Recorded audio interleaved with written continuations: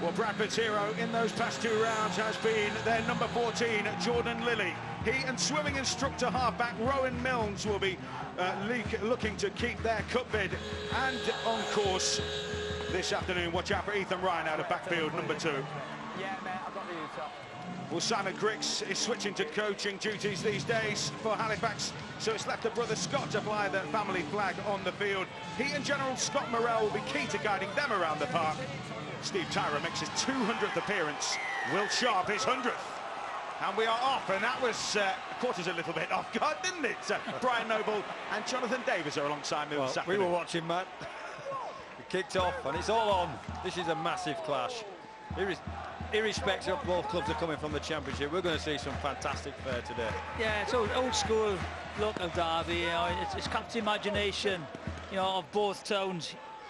It's just brilliant for both of these clubs, and this is their final, really. There's three big clubs in the semi-final. This is their final. I think you can tell they're eager to get on with it, can't you? Yeah, Put it yeah, that way. yeah. Here come Bradford then, making the early running here. As Wildy moves it onto Lilly. In turn, those big forwards clattering forward as they did in the last round against Leeds. They will be key. Here goes Lilly, fires the kick downfield, looking to split the fullback and the winger. What do you make of that first set? Great opening set for Bradford. Part and parcel of their exit strategy, so they're wanting to get out of their own half and establish, as in all early games, some field position for themselves. Lilly split the fullback and the winger, so got their kick chase team a little bit more time to get down the field.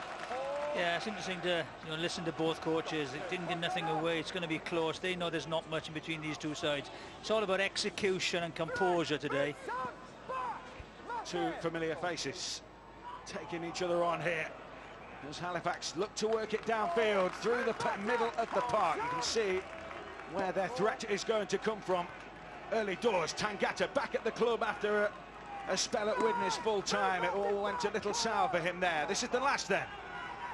And it will be Morrell who hoists it downfield, sends up a real sweeping kick. To go for it. Ethan Ryan just about clawed that in. Yeah, goodness me. That could have been a disaster. You got a call for the ball. I think the right one collected it.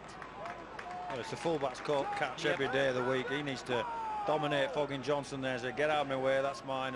But they cleaned it up in the end, didn't they? So Bradford wearing all black this afternoon.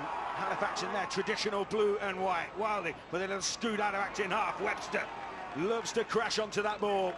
A real weapon, an experienced figure in this Bradford side, 35 years of age, in what is otherwise a young team. Here goes Hallis. Wildy follows the play.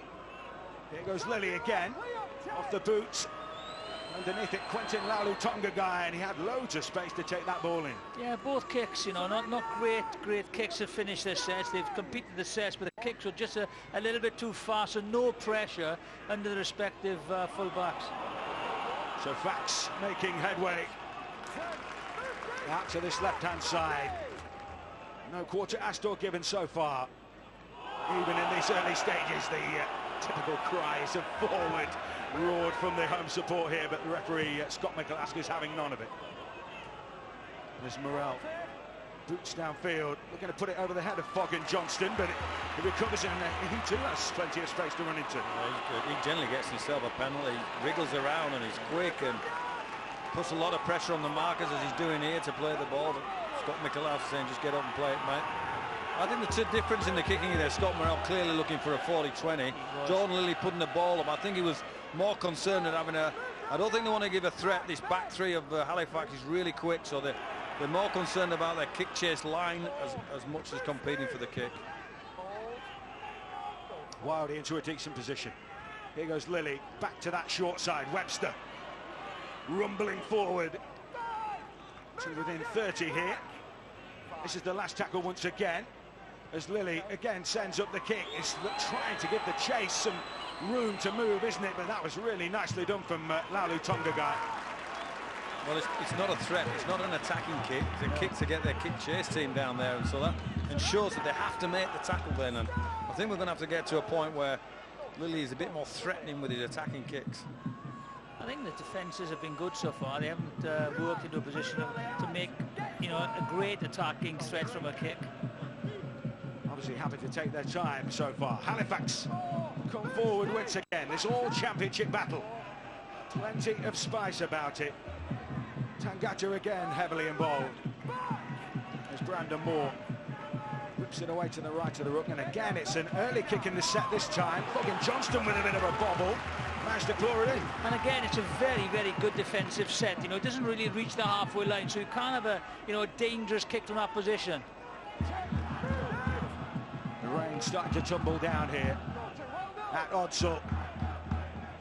As Steve Crossley, talismanic front rower, Bradford born, 3 separate spells at the club. Goes to the left of the ruck this time. Dropped off to fucking Johnston. He looks a real threat early doors already, and with a man down on the field. Yeah, it's an injury. I think he's trying to attempt to tackle on fucking Johnson. I know it's very difficult to see where we are. Is it a head knock?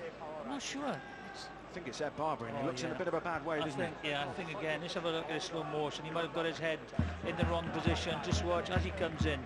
Tackle technique. He just gets his body in the wrong position, catches the hip. Temple, wasn't it? Yeah. So a delay while treatment is received on the field, and fucking Johnston, we know what a threat he can be out of backfield. Yeah, he's a difficult character to handle. His all footwork and speed, and fights like mad when he's in contact to try and get himself a quick play the ball. Challenge Cup semi-final draw follows this game. Don't forget the women's quarter-final draw as well. Don't forget the Rugby League Forum also follows this programme. And get in touch with us, your views at BBC RL. And the 5 Live Rugby League podcast as well via the BBC Sounds app. I think Foggy Johnson just reminds me a little bit of Regan Grace, doesn't he? You know, he comes in, he runs across field, he doesn't slow down at all. You know, he just comes off either foot, and he's very difficult to just to get a hit on. Simon Grix at the moment pondering his options. Might be forced into a interchange here. Looks as though it'll be a head assessment, doesn't it? He definitely got to have a head assessment, hasn't he? Well, they've got Kevin Leroy on the touchline ready to come on with the board in hand, so that's always a good sign, Mark, that he's up on his sat up. Well, he's gingerly getting to his feet. Yeah. And the puff of the cheeks, I think, tells you everything. That was pretty ferocious. And Ed Barber makes way. It just shows, you know, that's clearly got his head in the wrong position, and he's gone. As soon as he makes contact, just watch him. There it goes, bang, he is gone. So it's so important for all the kids watching this game, when you're making a tackle, is you make sure you get your head in the right position, because a hip bone and a knee and an elbow is a lot tougher than your head. Sage advice there. Jonathan Davis. So I try to make as little tackles as I could. I remember. So Bradford have it. Liam Kirk carting it in while he tracks the play. Out the back to Lilly. He sends it up. Again, it's a simple take, wasn't it? Uncontested. But again, just watch the pressure that was put on the kicker. You know, he didn't have time to execute the dangerous kick. So, yeah, I think both coaches will have to work on their kicks. We're in the arm wrestle stage here, aren't we? But it's not been a massively competitive arm wrestle, so to speak. Well, it has physically. They're both getting stuck into each other. As Jiffy mentioned, that the defences are going really well, and when the time tells and pressure starts coming on the teams, that's when we'll see. Well, that's it. Neither side, I don't think, have been into the opposition 20 yet. Just shows how defensively good they both have been so far. 0-0 here. 6 minutes gone. There's a bit of probing. Puts the man away. Kavanagh screaming into space. He couldn't get his pass away, and Bradford somehow recover. Well, that was a real threat there. Morale just teasing and prompting at the line. Well, the dam broke there, Matt. Halifax straight through. Somebody with a missed assignment on the Bradford defence. Here was his Morell again, toying them in, and Kavanagh goes straight through a hole, and that's where he's got to hold his nerve and hold his composure, because there's still players in the bank there. You can't let your opposition off like that. No, beautiful ball, you know, by Murray. Just run across the field, you know, just taunted somebody out to the line. That happened. He put a ball, you know, played into the gap. Good play. Lovely hands on that left side, and Bugger Johnston opens up the taps. He's got support inside. He's now Rowan Mills. Will the swimming instructor give Bradford Bulls the lead? Yes, he will. 7 gone. Bradford in front, and a wonderful break down the left-hand side. First blood, Bradford. Well, as Brian said, you can't panic. You look for the inside pass, and that now is turned like into either a 10, 6-pointer, 12-pointer. They should have scored Halifax, and then they got on the rebound. That's a brilliant finish. Great play. Rowan Miles in support, but the way they worked the overlap, I think the winger stepped in. Just watch. This is the mistake, as Brian mentioned. They lose the ball, and from that, they go up the other end and score. So here we go. They work the short side. They see the shorter numbers. The winger's back. Now they've got the ball away. It's the pace to get outside. Morel and his brilliant support play. Well, Milnes is brilliant here because he starts the move, he sees the short side opportunity, goes down there, that's in with the pass, finds Orts, who quickly finds Fogging Johnson, who's booming down the sideline. And like all good halfback, Milnes is on the inside to finish off what he started in their own half, and that's about taking your opportunities. Halifax blew an opportunity, and Bradford have just taken the one opportunity they've been offered. So Rowan Milnes gets the score, and it's a big kick now for Elliot Manchella from that left touch line. Trying to compose himself as the rain teams down here at Odsal. And will take his time, sweeps it towards the post, but the flag stay down. 4 points to 0. Just been told, just make sure you hold it. Be happy. Not that you tell, but he'd be happy. I know. Lovely play. Just watch, the winger was back. That's the thing. They saw the winger was dropped back. The extra man, the pace, inside support, the beautiful try. Wonder what psychological effect that will have on Halifax. Although, as we've seen this season, they've shared a couple of humdingers. 33 points to 26 back in April. The Bulls were victors. 21 points to 14. It went Fax's way just a couple of weeks ago in the summer bash. So Morel swings it downfield, and Bradford will look to try and gain a bit of momentum on the back of that one. Well, they've been real solid, Bradford. Apart from the break that Morel instigated in the middle, teasing somebody out of the line, they've looked structured with the ball as well. They're quite happily rocking the ball out in 1s and 2s at maximum, and then Lilly finding a kick, finding an established field position. And the Bulls 5 completed sets. That just tells you, doesn't it, the discipline is there. Which on Keir's side early doors. Manchella sets off on a little break. As ever, Weldy follows the play. Hallis looking to use his bulk to good effect. This is the last then for Bradford.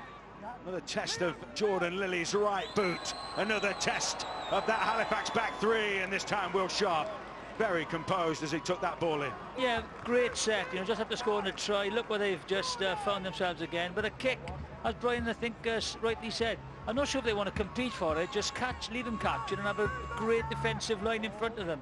Nullify the threat to the back three. Try and tire them out as well, I guess, coming out of backfield. Backs are up to the 40. Liam Cooper that time, he's knocked on. And that will be scrum, head and feet to Bradford, and they celebrate that like a try.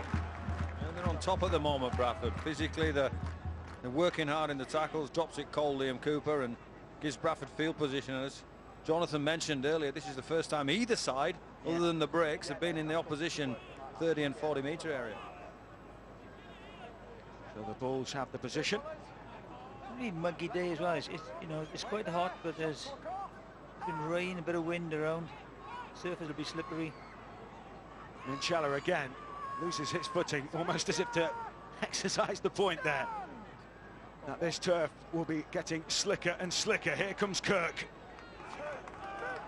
Wildy follows the play to this right side. Lilly plays at the line. Ethan Ryan, haven't seen him too much out of backfield. Cries for obstruction, and it was given, and it's a penalty Fax. Yeah, the right call. Ethan Ryan was he was the ball carrier, I think, but he was clearly a Bradford player. Clearly a fan agreeing with the referee or not agreeing with the referee at the back. Apologies for that colourful language. Industrial language there, apologies for that. Here come Halifax then on the back of that penalty. Tangata, who was a real fan's favourite in his opening spell, earned himself that full-time move to Widnes. It didn't quite work out there. Morel back on the inside. Kavanagh again. That little line looking to cause problems. More Morel out on that right edge now. They're in position here, Halifax. The big shape out on this left-hand side. As it's taken in once again. Edging closer to those posts. Fairbank laying the platform perhaps here. Tunga guy trying to get forward here. Leroya, last tackle within range. Bradford will be on red alert here. Morel with the kick. He's chased through but slipped clear with his hands. Claws that one in for Bradford. Wiley does real well there. He spots the Morel kick, who's trying to...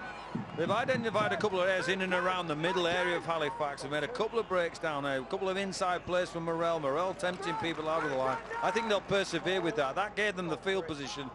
And in the end, Bradford cleaned up the kick well, which was a good attacking kick. You know, they know they can't give, you know, Morel too much time and space on the ball, especially, you know, on the last play of the ball. So they've closed him down exceptionally well. Bradford have chewed through the tackles up to halfway. Oh, and that was a late shot on Lilly, and it's going up a bit here.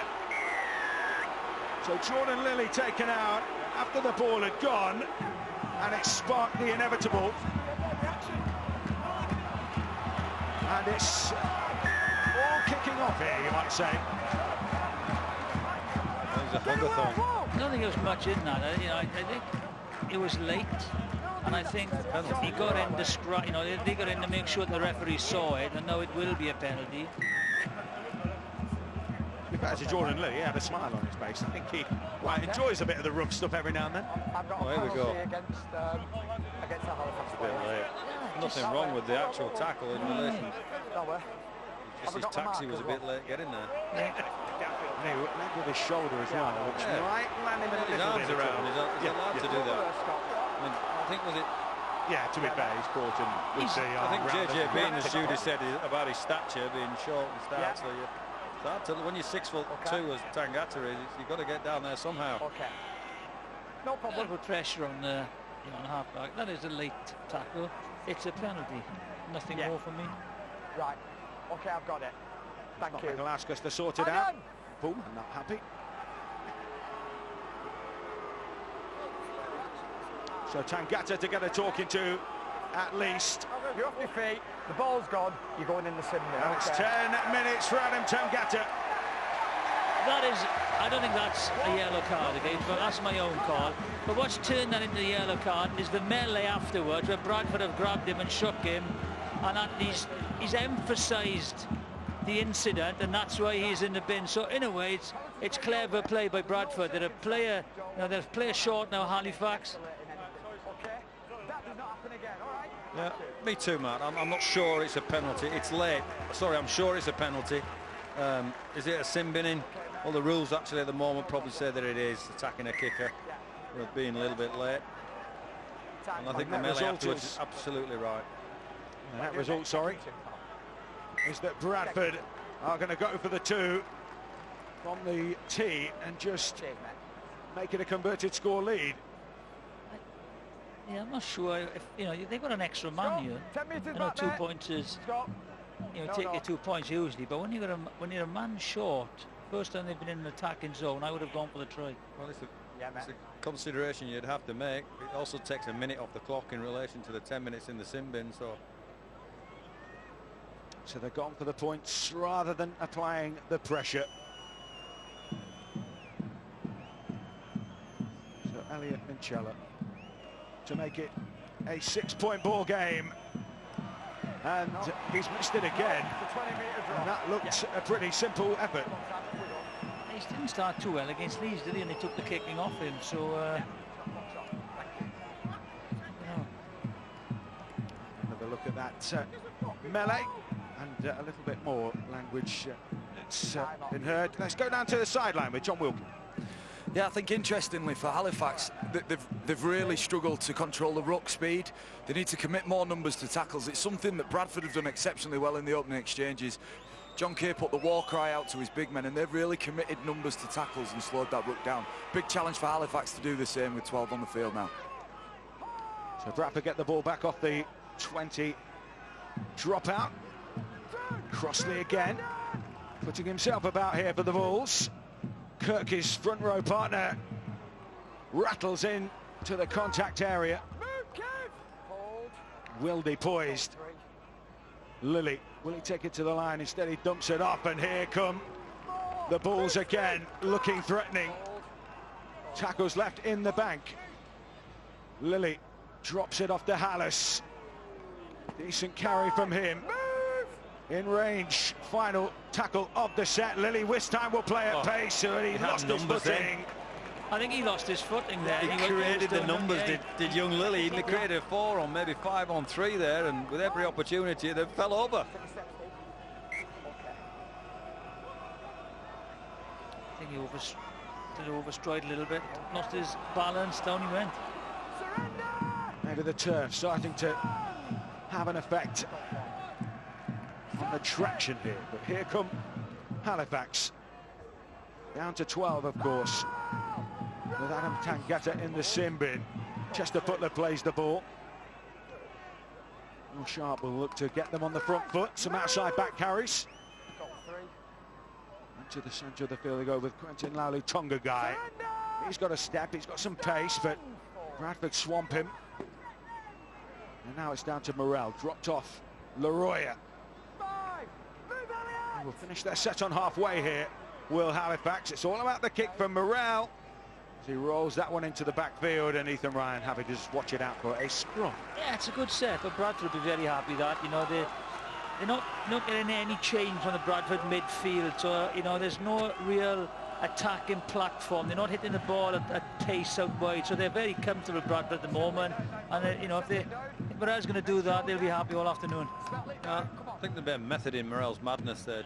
I think he's trying to take time off the clock for the scrum, the extra minute, 30 seconds. Let's head down to the sideline. Damien Johnson's got some news for us. Yeah, we saw Ed Barber leave the pitch in a pretty groggy condition. Just had a word with the doctor. He went straight to the dressing room.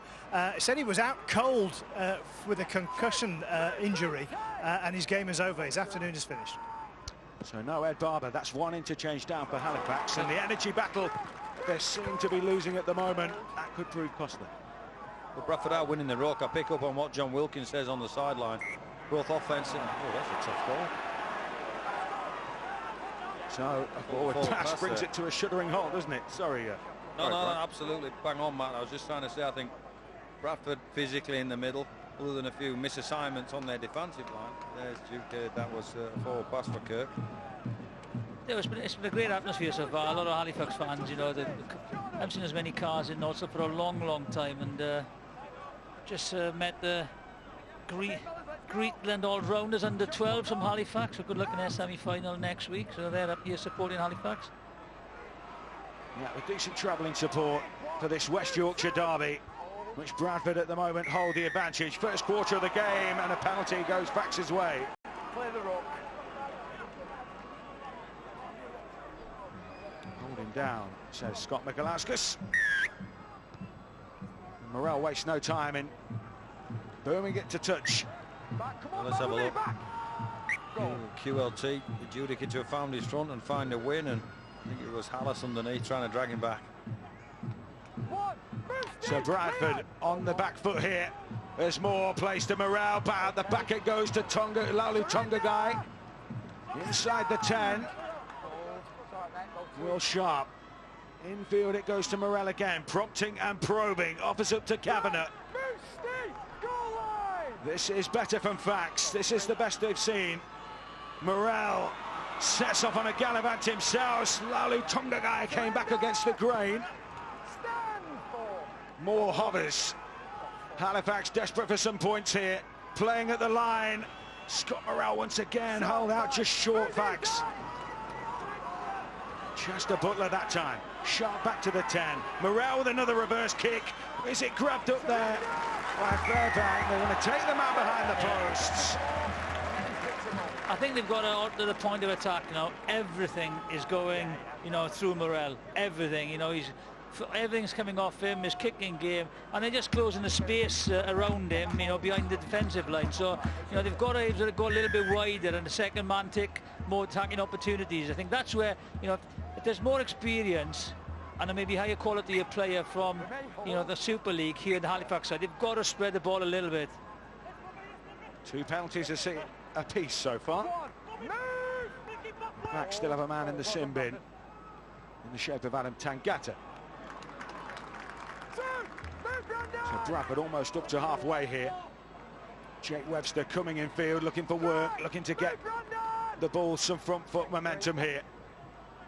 Milnes with a left-footed kick over the top. Foggin Johnston will give chase. This is a bit nervy for Will Sharp, and has he taken that over his own in goal? No, he hasn't. He'll play it just in the field of play, but what a set. What a test. Great play by both wingers. You know, he just held his run, good chase, and then Sharp did exceptionally well to stay in the field of play. Well, it really is a physical battle out there. The rain seems to have stopped for the moment, which is a good thing as well. I tell you, Rowan Miles is everything he's done in this game. You know, he's done exceptionally well. His input has been immense. So Halifax running out of tackles early in the set as Scott Griggs forced a kick from inside his own half. Has he nailed that? Exactly what I say. You know, you've got to take responsibility off Morel. There's his half-back partner. What a beautiful kick, and this will, you know, put a lot of pressure on Bradford. So a 40-20 from Scott Griggs. Sorry, Brian. Momentum changer. Could be a game changer. He's plucked that from nowhere, banged it like 60, 70 metres to put Halifax on the front foot. Leroy crawling to within range. Can Halifax make the most of the field position here? Morel again involved. Laulu Tonga played at the line. Oh, it's been picked off. Brilliant pick off there. And they're looking to get away. Dalton Grant came in, hunting, and came out with the ball. Yeah, he had to do it. He had to do it, and he did it. And look at this. Now it's become end-to-end. This game has sped up incredibly on the back of a couple of errors and a 40-20 and end-to-end stuff. Rowan Milnes drops it off as Bradford look for a route through. As Ryan is hauled down eventually. Had to make that. Had to, you know, went for the intercept. Had to take it. So Bradford, can they make something of this position? Still a long way to go. Surrender! As it's 4-0 in the Bulls' favour.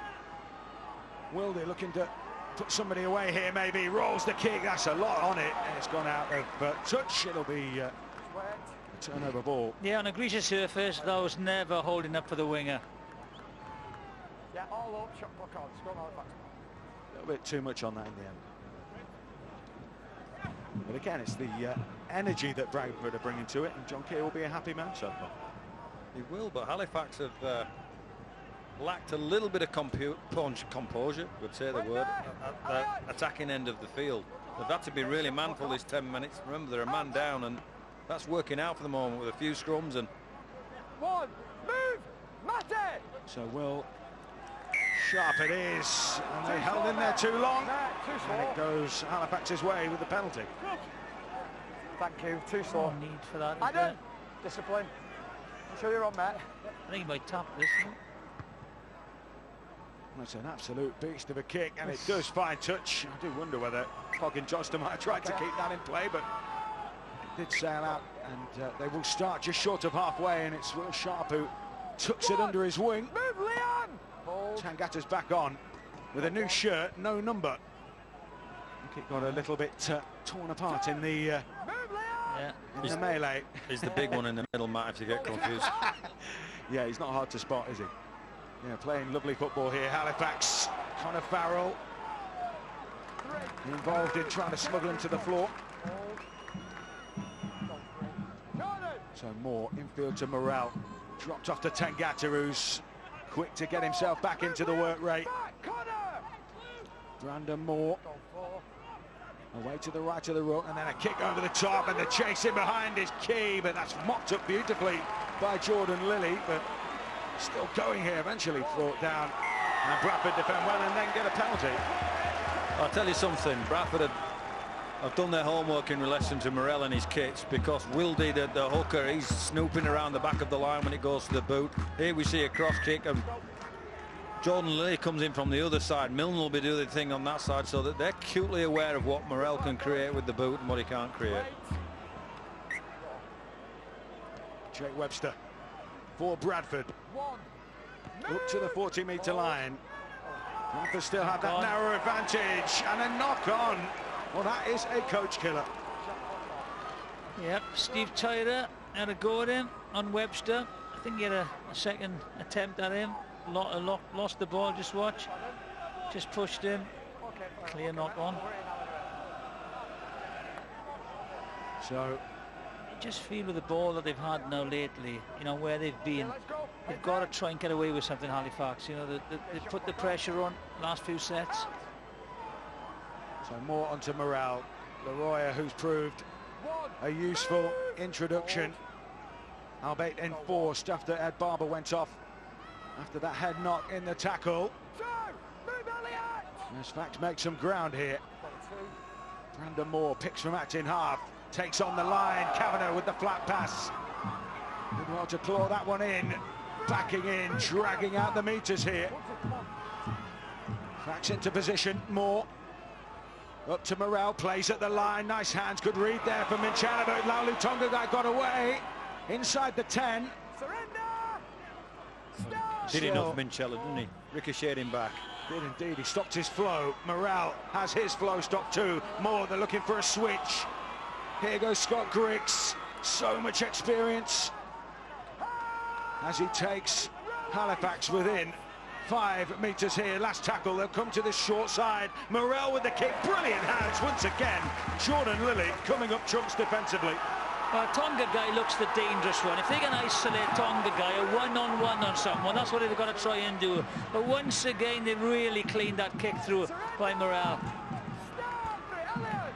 Lilly adding a bit of zip to the ruck. Dalton Grant coming in field, adding a little bit of punch, trying to take some of the workload off those big forwards, and he gets his side a penalty. And you see so many outside backs these days are astute at winning penalties. Yeah, they are. Again, the point you've got to make on the kicking game, you know, so influential. You've just got to go put it through, you know, another pair of hands now. They've worked, you know, Morel out in his kicking game. So all you got to do is change it, put it up to one pass, put it out to Griggs, you pull the defenders up, the space opens up behind. Here goes Connor Farrell. Will he? Infield it goes. And Ross Peltier has been introduced. He made such an impact against Leeds. And he is still going here. He's taking some bringing down. Was that a flop there? No call from the referee. Wildy takes it into the line. Lovely hands from Milnes to Minchala. Skimming the line before straightening up. Are there points on the way here for the Bradford Bulls? They lead by 4. Hallis, little wraparound play. And they are chopped down just short. Hallis hovers.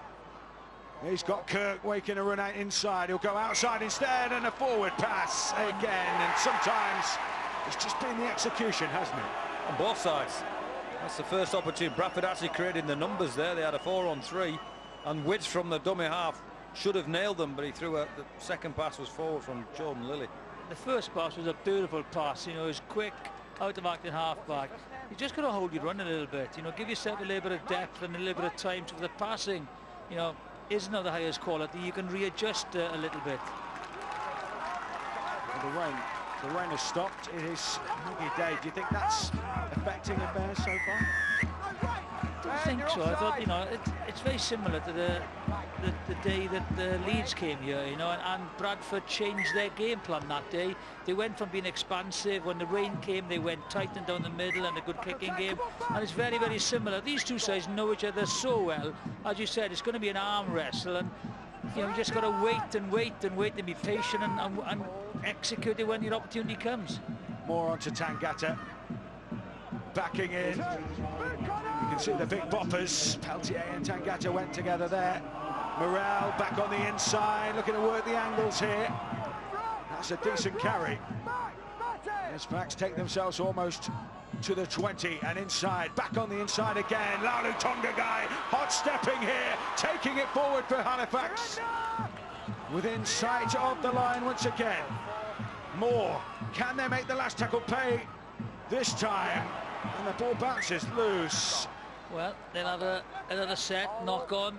Well, Morell's definitely having a look at the ruck. He's going away from the ruck and going back with Tongagai and Leroyer and different players here. We see the effort from, I think it's Wild. He bats the ball down. Morell again trying to, he's certainly not doing it with speed, Scott Morell. He's doing it with guile. Yeah. I think he's trying to do it with his eyes, not with his legs. He's the Andy Ruiz Jr. of halfbacks, isn't he? He's can he land the knockout outstanding player. Okay, heads are in now. Time on out. You appreciate their skill level, I'm telling you. Morell, they're almost away. Desperate defence as Chester Butler tried to bust the line, and then the ball comes loose, but it's a penalty. Yeah, I think it's an injury there, the Halifax player. I'm not sure it was. I think it was Tongagai realised that this guy was an injury and didn't really want to pick it up. So Rowan Milnes has stayed down. It looks as though it might be the knee. Yeah, it looks serious. Looks like he's in pain. Just watch it. I think it's... It's the ankle. Oh, its left ankle gets caught. Jeez. There's a guy in the red boot with the behind underneath. Oy. That will hurt. That is a definite ankle injury. It's awkward. So hopefully Rowan Milnes will be okay. He's had a real impact in this game so far. Scored the only try of the game. Yeah, that didn't look good for him, you know.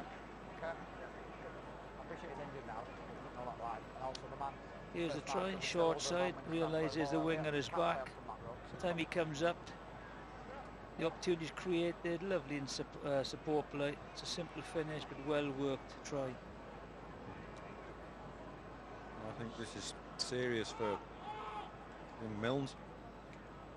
I'm just looking at Bradford's bench. He's probably George Flanagan to come on in the middle as hooker, and Wildale probably going to the half. So it'll be interesting to see John Keir's reaction right now. You can see his quite visible concern for his young halfback. Just 19 years of old. 11 games before today. His fourth try of the season. And the Challenge Cup semi-final draw, of course, follows this game, as well as the Women's Challenge Cup quarter-final draw, that triple header at Bolton to come on the 27th of July on the iPlayer. The Rugby League Forum follows this programme. Contact us at BBC RL and the Rugby League podcast as well, with Dave Woods and co. John Wilkin, who's obviously part of our team today, very much a part of that as well. You can get that on BBC Sound. So Rowan Milnes at the moment down injured, and Stretches on, unfortunately for him. As long as it stays at that level, we're happy. As long as it stays at that level, we're happy. So let's go down to the sideline where John Wilkin is waiting. Halifax have had a lot of possession, but seem to struggle to break this Bradford defence down. Credit to Bradford's defence, has been very, very patient. Everyone's staying very square. But the challenge is for Scott Morell and co to really come up with something that's going to break them down. And I feel the speed at which they play needs to go through the roof. They need to increase the tempo on all their attacking plays just to try and pry this solid Bradford defence open. So we see Simon Griggs up in the box, pondering this delay to the game. Clearly a serious injury to Rowan Milnes, but of course once we get back underway, it's I guess it's the side that can kind of find their rhythm again first. 7 minutes now. Well, nobody likes this kind of break because everybody's got warm, everybody's moving, everybody's fluent, as you say. Chance to recharge the batteries, recharge the inner, recharge the focus. Immediate threat for Bradford is play 4 on their own goal line, so they, or play 3 on their own goal line, so they've got to be real ready here. And so applause for Rowan Milnes, whose afternoon ends prematurely. Looked a serious injury. Let's hope he's okay in the long run. With Bradford, it means a reshuffle, and you anticipate Flanagan maybe coming on and maybe Wildy going to half back, that kind of thing? That's one of the solutions. Coach Keir will know certainly better than I do, and it's a penalty this for Halifax. So Halifax will have to get back into rhythm. Scott Mikulauska's just waiting for the call. Okay, Winston nil here. Okay, mate. And we are back underway. Moore moves it on. Dan Fleming taking it forward. Moore hovers. Danger here for Bradford. Laulu Tongagai floats one up to Morale. Tangata, it's heavy artillery time for Halifax. As Bradford just about holding out once again. Moore into Morale. Laulu Tongagai was well read there by Matty Wildy, who then comes over the top to finish him off. Still tackles left in the bag here though for Halifax. Moore. Here goes Morale, maybe finding a gap. Oh, brilliant defence will hold him out. They committed numbers and came to the fore. So Morale will eventually peel himself away from the rope. Not before a penalty is awarded, Brian Noble. I don't think they were in a rush to get up there, any of them. Hard to say who was the slowest up. So it's adjudicated it's a penalty because there's 5 black jumpers on him and 1 blue and white one. He's got every right to get up and play the ball. Dan Fleming, who had a spell at the Bulls. It's played back to the 10. Morale, they're working the angles, desperate to find a way through this wall of black shirts. But they have plenty of plays left in the tank here. Ripping into the 10 once again. Moore has a little peek out to his short side right, which is where the ball will go. Griggs plays it on. Leroy looking to muscle his way through. Griggs looks to his short side again.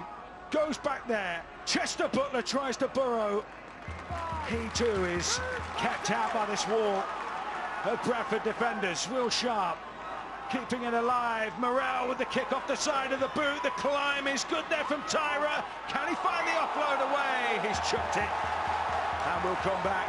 Well, that's great defence from Bradford. Superb defence. That's the 3rd on the bounce. They look strong. I take up on Coach Wilkin on the sideline there, identifying that they've got to find a play. Halifax, they clearly have, because Bradford were defending really, really well. Yeah, they are behind. That's not pace. I think it's deceptive. I think they are, because I think they're slower than what you think, to be honest. So they've just got to get on the kind of outside channels, and as I said, get Tonga guy going at them, and maybe Tangata a little bit wide, because the midfield defence, the middle defence is very strong for Bradford. Bradford come away. Looking to take it up the middle once again. The rain continues to tumble down. Away to this right side. Webster steps in and out of the challenge. Rolling back the ears there, Jake Webster. With a little bit of footwork at the line. Bradford have sent on George Flanagan. It's he who will pick from the rook. Jinking across field. That was a really good line there. Yeah. And they are up to the 30 on the last tackle here inside the Halifax half. What has Lilly got in his arsenal this time? An end-over-end kick. It'll come down in the 10, and again it's well taken. But an escort off the ball means a penalty to Bradford.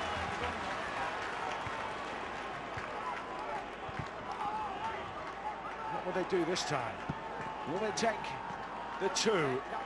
Will they tap and try to apply the pressure, Jonathan Davis? Yeah, this is a great opportunity for Bradford now. They've been under the cosh, you know, loads of sets, as John has said. You know, they've been under the pressure, they have a lot of possession, a lot of territory, but now this is a huge opportunity to come off the ropes. Ross Peltier, bang in front of those posts. Flanagan, go, show and go, tries to muscle his way in. He's been held up. Terrific defence from Halifax as Flanagan sniped. Loves a goal line sneak. Hallis, left of the rook with Peltier. Steps in and out. Was that high? Referee says no. Then eventually he blows, and it's another penalty. And Ross Peltier in the walls there. No, this is interesting. They've got to go for goal here then, I think, haven't they?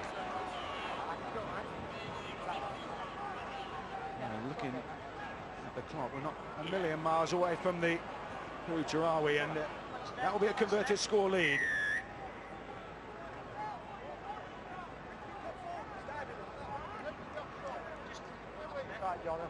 And they will take the two. And it's Jordan Lilly. Just under 3 minutes remaining. Yeah, got to take the 2 points now. You know, they've tried it earlier on. It hasn't been successful. And once again, you know, Lilly's taking the kick this time. Yeah, so Elliot Vincella has on the goal line, Scott. Relinquished the kicking duties. It was Rowan Milnes last time against Leeds who stepped up. He's obviously made way too after that ankle injury. And so Jordan Lilly boots Bradford into a 6-0 lead. Just under 2.5 of the first period to go. And the ball stretch out to a converted score. Yeah, they'll be, you know, extremely happy with that. And as John has said, they've been under the cosh. They defended set after set in their own 20, and then just to get that break, you know, on the 2 points just before half-time. But again, there's nothing in this game. So Steve Tyra with the kick to get us back underway. Halifax have some defending to do towards the back end of this half. Ethan Ryan gathers the ball up in space. And here's Carey. We'll look to set a little platform here for Bradford. Will it be safety first? Took it up the jumper stuff towards the back end of the half, Chippy. Yeah, I think it will be. They haven't had possession for a while, you know, so they'll just try and complete this set now and get a good kick in. We've not taped up Brian Noble's mouth, by the way. He's gone down to pitch side, hasn't he? Yeah, he's despite the temptation. Here comes Bradford down this right edge. They're going to cause some problems here. Just a couple of minutes remaining. Just short of halfway. Lilly, Peltier. Well, he was targeted there by Tangata and he didn't miss. The big Halifax prop forward on his opposite number. Wildy with the late kick, slips it downfield. Will Sharp allows it to bounce. Good defensive chase we want here. Yeah, they're really winding down the opportunities for James Saltonstall as he looked to come out of backfield there. Yeah, the back three haven't had much of an opportunity, have they? You haven't seen anything of the Halifax back three. I think that's their threat. Yeah, must be one of John Keir's game plans there. They'll come forward through Liam Cooper. Getting through a ton of work. Oh, that was a bit of a tip. Oh, and that's... They will have an opportunity that they didn't think they were going to get, because now a kick would put them in a good attacking position and they'll have maybe 1 or 2 tackles. There's no need for it. So Scott Morrell to bang it downfield and hand Halifax an opportunity right at the back end of this first half. It's tapped, it's a little chip over the top. They won't make it. It'll be taken dead, will it, by Ethan Ryan as the hooter rings out. It's been tough, it's been physical, it's been spirited, it's been a proper Challenge Cup quarter-final tie. But at half-time, it's Bradford 6, Halifax 0. Yeah, there's nothing in it. You know, great use of the short side. With defensively, you know, they've both been solid. And you can't really see where the attacking threat is going to break a defensive down. So, you know, everything to play for, and they know each other so well. But the slope will be with Halifax. So let's go down to pitch side, where Damian Johnson is with Steve Crossley. Steve, at 6-0, it's as tight as everyone predicted. Are you happy enough with the performance? There's some bits that we can fix up, you know. We're doing quite a lot of yardage errors, so clean that bit up, complete the sets, finish down the Halifax end. I'm sure we can do a lot better, but, you know, it's another derby in the Challenge Cup. It's another tough physical battle for us. There must be confidence you can see it through now. We are, you know, there's confidence in the squad, but, you know, Halifax are a top side, so we need to make sure we switch on for the second half. Thanks, Steve. Scott Morell is here. Scott, how do you break down this Bradford defence? It's been tough in that first half. Yeah, it's been tough, but we've been stupid. Need to keep hold of the ball. Too many mistakes, too many penalties. Playing down wrong side of the field, so we need to put that right in the second half. Do you take encouragement from the fact you came back from the Barber injury and the Tangata sin binning? Yeah, we've defended his line well. It's just one break against us, but we've been stupid with the ball. Just need to be better in the second half. Thanks, Scott.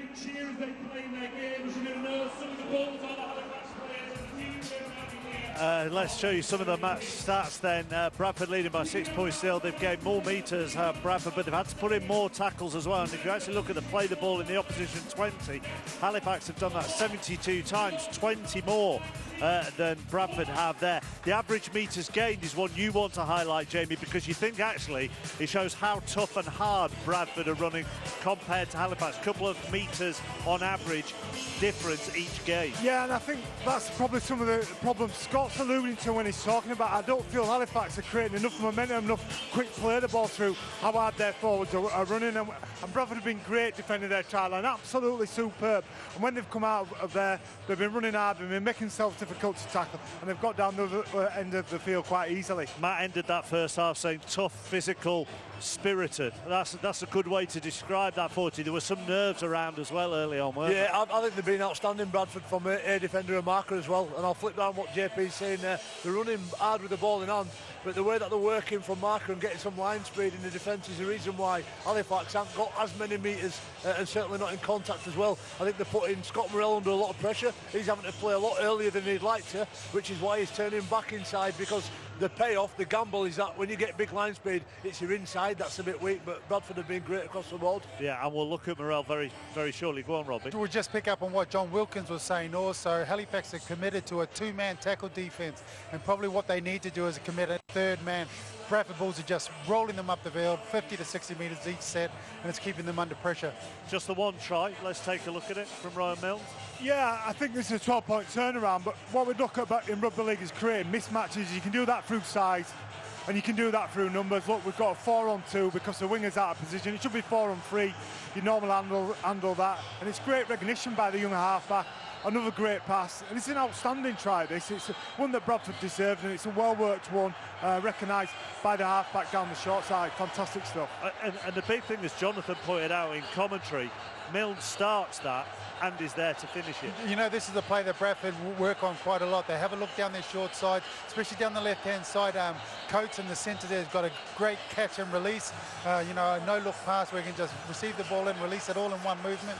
And obviously, Fogg and Johnson, a lot of speed. He only had Morell chasing them, but Milnes doing his job, releasing it and then trailing up the middle, and that's where we ended up in the try. The best thing I could say about that is that they made it look simple, but every pass had to be absolutely on the money. If they're not slightly behind, slightly in front, it's not a try that. You don't take that opportunity. It's going to be a big miss for them in the second half, Milnes, isn't he? Because he went off with that ankle injury. John Keir said in the past they could have got a half-back here for the next 8-10 years in Milnes. And Jamie made the interesting point as well whilst we were watching it. You know, a lot of these guys are part-time, and Milnes, you know, has a part-time job as well. He's a swimming teacher. So when you get injured in a game like this, that has an effect on actually your whole life and your other professional life. Absolutely, and big credit to those guys as well for doing both. I know at the amateur game it's difficult to get people to play rugby league just because of those very points we've got to work on the bread, but you're right, they'll miss him because you know, as we've seen, there's not many breaks and opportunities in this game. We talked, John Wilkins talked about the game being won in between the scrum lines. I think both teams are over budgeting in there, and that results in a mismatch down the short side. You know, Halifax had 3 where they did 4, and that's why Bradford got the opportunity. John Keir's got his little black book there, and he's talking to his Bradford team. The guys in commentary thought the sin binning for Tangata was slightly unlucky, and that maybe the melee had actually prompted the referee to get the yellow card out. What do you think? Well, actually, I was looking at the referee after the kick, and he was checking to see whether or not it was a penalty in the first place. The melee, what it does do, it brings it into attention, brings it into the focus. Then we get to look at it normally in slow-mo because it's a little bit more dynamic. But yeah, you know, this is something that the sport full stop are trying to crack down on. The halfbacks in the game of rugby league are the entertainers. They're the one that create space. These big donkeys that I'm surrounded by, they go after them. It's a long drop down there, Rob. And I'm only a little bloke as well. But the sport is cracking down on it. So I think this is why we're thinking of. I think this is why we saw the yellow card being produced. Personally, I thought maybe a penalty. I agree, it's a penalty, it's no more than that. Yeah, you know, it's really harsh, and I don't even think Jordan Lilly's bothered. He's looking to see where his kick is. He doesn't even know what's going on until melee starts. And again, we talked about how tough and resilient he is. The way that he's supported some of the forwards, they've tipped it onto him as well, and he's had a few big collisions. They're not worried about playing out the back. He's just looking for enthusiasm, and he's been brilliant in his first half. Can I just add to that, though? During this time, 10 minutes off there, they're down to 12 players. We'll look at Bradford's great defence, but Halifax had to get through that period of the game and stay point-free, and they did that. Are you trying to get all your words in now in case Jamie just throw you down the stand? Yeah. Let's take a look at everything going through Scott Morrell and how actually Bradford have dealt with that as well. Yeah, I think Scott Morrell's played very well this half, but as we've seen in this game, everything does run through him, and it's been outstanding. He's made some good decisions with the ball and without. He's kicked well at times, and he's looking to pass it back on the inside. I think that's it. He's getting a lot of pressure from the markers. They've obviously done their homework, as Jamie said, and he's getting a bit. So I imagine at half-time they'll be talking about even the dummy halves getting out. Brandon Moore scooting out a little bit more, to get a bit more interest from the ears and the markers. He's absolutely central to everything that he's doing. In one set, he touched the ball 5 times in 5 different plays. Brilliant. And I think, you know what, your strength is also, your biggest strength can also be your weakness. And I think we highlighted here with Scott that sometimes the ball needs to go away from him. I think the Bradford players are set up. He always has a number of players in and around him, and I think if Halifax are going to be more effective in this second half, they need to have some deception about where the ball's going. It doesn't always have to go through Scott Morrell's hands. Well, Joe, the interesting point about that was that yesterday Kyle Amor was talking to us about how when they had Ben Barber last year, you do sometimes fall into that tendency of always looking for where Barber is and expecting him to do it for you. Do you think, I mean, it's slightly different obviously, but do you think Halifax fall into that trap as well? I think so. I think he's a dominant figure. You know, he's Scott Morrell in that dressing room. He's been there the longest, and I feel he probably dominates a little bit too much at times, and I think that's down to the coach to say to him, look, the ball has to go away from you sometimes to come back, and then you do something with it. I used to say the same about Jamie Pidcock when he used to dominate half possession and we didn't get any carries, but completely agree. If Brandon Moore can get out of dummy half and look up and just count the numbers, you know, like I said, the over-budgeting sometimes in the middle, it might be a little opportunity down the short side that gets them the score. This is very much a bend but not break Bradford defence, isn't it? Yeah, they're excited out there. We talked about their excitement and the enthusiasm and what's on offer today, and they're all working really hard, and even when there is a break or an opportunity for Halifax, they're scrambling really well and reading the plays and looking for each other. I think they've got a good combination between very well organised, very well drilled, but they're being desperate and gutsy. When they need to get numbers there, they get numbers there, but in the main they're holding the line, and they're one of the reasons why Scott Morrell's been ineffective and why Halifax have not been able to score. In their final 15 minutes, we saw 3 back-to-back sets, and the Bulls scrambled for every single one of those sets. They didn't want to let Halifax win. At the end of the day, we were talking about what's going to come down to winning this game. It's all about attitude. In those opening 40 minutes, Bradford definitely had the attitude, and that's why we saw Halifax going pointless. And when you've watched Jordan Lilly, Jamie said pre-match just how tough he is, and he also alluded to what he's done in that first 40, where he gives it to Halifax, doesn't he? He runs it. I mean, he's going at full pelt into them. Yeah, there were a couple of times in the first half we all looked at each other because I thought it was a forward running the ball in. He was trying to squeeze himself into it. This is the one, and he gets banged by a front rower, gets up and plays the ball, absolutely no problem. He is tough. That's a great mark of a halfback. I think it's really good as an half to play that way, because then when you're asking your forwards to do it, saying, listen, get your head in there, get yourself a quick play the ball, and you're doing it yourself. It's leading by example. It's outstanding. That's leadership. That's leadership. Let's go back to just a general chat on the championship. I was going to show you the championship table, obviously with these two sides, Bradford and Halifax, in the championship. And as you'll be able to see, the leaders are the top 2 come from very differing places. Toronto dominating the championship at the moment, 114 and just lost 1 of their 15 games. Toulouse are tucked in there in second in 22. And you've got some real traditional rugby league towns in there and clubs in there as well. And the attendances actually for championship this season have been up by half. So with Brian and John both plying their trade in the championship, let's bring them into this discussion. And first of all, is it in rude health across the board, the championship, and is that borne out by the attendances? Yeah, I think so. I think it's cosmopolitan, as you've said. It's like York and Toulouse and ourselves, Toronto, and it's a tough division. I think most people that watch the Championship most weeks when we're on Live to Wear all over the world will suggest that this is fantastic rugby. The spoils we're seeing today from Halifax and looks very, very clinical, doesn't it? And they're two of the top 8 teams. So the top 9 teams and 10 teams, if you rock up anywhere and you're not ready to play, you get a good thumping. Yeah, and I think I was interested, obviously dropping down from Super League to Championship level. You know, it fascinated me really what the differences were going to be, and I think there are some differences between Super League and Championship. You can't paper over that. The speed at which Super League's played is greater. There's more, I'd say, athletic people at that level. But that being said, physically the game is as tough at this level, and a really tough 40-minute display from Bradford there defensively. And you know, it's a competition that I think is really exciting for some of those younger players that drop out of Super League to get another opportunity. But as regards the health of the Championship, you've got 14 clubs at the moment. The rumours it could be expanded to 16. Is that a viable? Is it viable at the moment with 14, Brian? Would 16 be viable? What is every Championship club able to survive in the current financial model? Well, I think they are surviving, which is a reflection of that. If they're talking about 2 more teams, Ottawa have been spoken about and been given the green light, and so there's an element of expansion in the Championship, and clubs are finding whether they want to be involved in this great game of rugby league in relation to the Super League is clearly the bigger picture, but I think it is viable. I think the game itself has a challenge on at the moment in relation to either viewing figures or people watching the game or excitement in and around the game. And I can only think the Championship, a really strong Championship, which it is, you rock up any weekend to if you go watch Batley and Dewsbury, if you go watch games that aren't our games, you'll find that it's really, really entertaining. So the long answer to your short question, Mark, is yep, I think it's bouncing, I think it's viable, and I think if they go to 16, they've then got to not create too many fixtures. They've got to make a format that's appealing as well. Jamie? Yeah, I just think reducing Super League down from 14 teams to 12 teams, and we've seen 2 teams come into it 4 years ago, wasn't there? Toulouse and Toronto, and those 4 teams have made the league stronger, and everybody else had to raise the game because of the back of it. So at the moment, I would say in terms of performance on the pitch, the Championship's in rude health at the moment.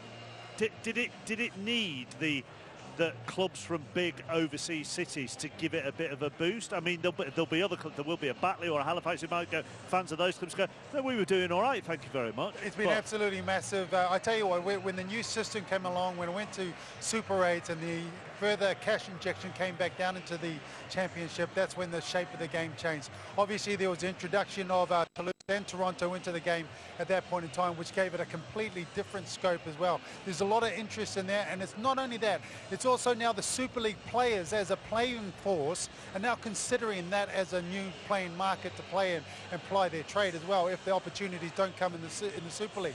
So it's very different come 2021. It's really interesting times for the game of rugby league, not just at Super League, but at Championship level and below. I know expansion of the game has been talked about for years and years and years, and trying to set up clubs in different cities and so on and so forth. Are you finding, John, when you are turning up with Toronto as the away side, that there is greater interest? Without doubt, yeah, and I think it's not because you're there, but I mean Toronto is absolutely not because he's there. I think me and Brian single-handedly have been detrimental to the viewing figures for the Toronto Wolfpack. So yeah, but no, I think there's a certain glamour attached with Toronto. It's a big city, it's an amazing city, a city that I really encourage rugby league fans to go and experience. There is some Hollywood glamour brought by bigger names. I think I'm all for the history and heritage we've got, but that has to go hand in hand with some ambition, some sort of blind ambition, and that's what David Argyle and Toronto's all about. And that's, I think, in sport we need those people who just back an initiative like this, and David Argyle's certainly done that for Toronto. Okay, the stairs here at Oddsall are steep from the pitch back up to the commentary box, so let's give Brian plenty of time to get back from pitch side up to the commentary box and hear from John Keir, who's with Damien. Oh, he's not there quite yet, but he'll be on the way out very shortly, I think. Same as the first half as far as Bradford are concerned? Yeah, I think if Bradford can defend as well as they have been doing, stay well drilled, stay well focused, and be gutsy, then they'll come away winners tonight. Halifax need to improve in attack. Now, John Keir is with Damien. Yes, finally arrived. John, first news on the injury to Milnes. Yeah, it looks like Rowan's broken his leg, but it's the non-weight bearing bone, so it looks about a 6-week job, so very unfortunate for the young man. Happy with the first half performance, and can you get it over the line? Yeah, I was happy with the first half defensive performance. I wasn't with the ball in hand. We made too many errors, and we just need to tighten our discipline up a little. Thanks, John. Cheers.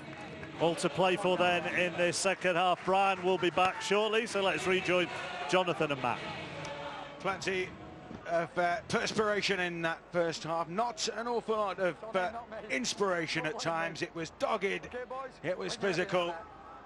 There have been players who have gone down under the pressure and under the strain, but we're back underway here at Bradford with a 6-0 lead. What do you think the team talks would have been like, Jiffy? Well, I just think they've got to execute a little bit better, cut their errors down. That's the thing. Work on field position. That's the main thing. You know, something will crack then. But just needs a little bit of quality somewhere on the offensive side. Just wondering how many autographs Brian Noble will be signing on his way up the steps. He might be some time. Here come Halifax then. Down that left edge, looking to test out Bradford's mettle early on in this second half. And lo and behold, here he comes, the speedster himself, Brian Noble. Likewise, Halifax down that left side. Into Morel, who just threads the kick through. Looks for touch and turns Bradford round.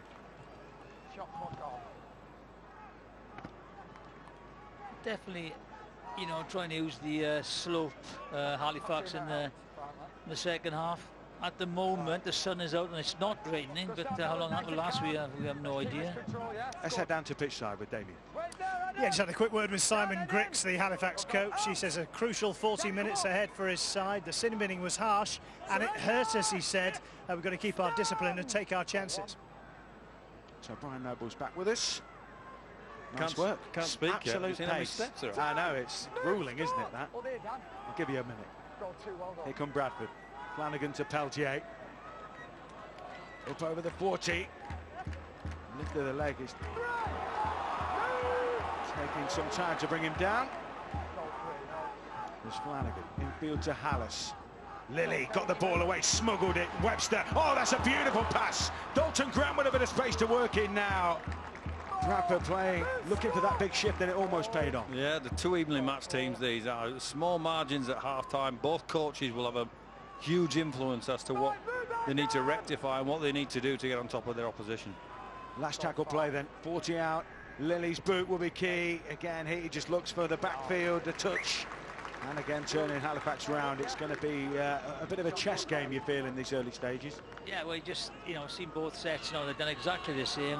They've completed the sets. They put the ball over the touchline and just try and force an error, you know, in the opposition 20. But I think you just need to go a bit wider now. Simon Grix has got to get in. Scott Grix on the outside of Murrow, just as the boy said in studio, just hit the outside channels a little bit more, you know, because that's where they look a little bit more creative out wide. Well, I think QLT has to put his hands up there. The fullback Togo guy is the key for that, for that movement with a bit of space. I think he's the one that looks dangerous. Tangata is the man who's laying the platform. Almost up to halfway here. More with a little scoop from Atin half. Picks out Leroy. Halifax making a bit of ground now. Morel prompting and probing. And then the kick hacked forward by Griggs into backfield. Will it have the travel? In the end, it pops up to Ethan Ryan, but they're herring after him, and eventually they catch up with him 5 meters out. Yeah. Great kick chase. So the impetus now back on Halifax in terms of keeping Bradford in their own end. I learned a new word the other day, drowning apparently, keeping teams in their own 20, drowning. Flanagan with a big fend and scamper still going, George Flanagan. He's all energy, George Flanagan. Big run. He's got the crowd on their feet, not that many of them are sat down in front of us, to be fair. Here goes Webster. Looking to prize a gap in the line. On the last here for Bradford. As it's thumped downfield, down the throat of Will Sharp, and he's got a bit of space to work with now for Halifax. Set off right back into the mix. Maybe they'll go wide in just a moment. Morris it is now. Swarmed upon by Bradford tacklers. 3 in the tackle, they all peel away. Now Leroy on this right edge. They're going to get Chester Butler away. A bit of a double pump from him. Making progress.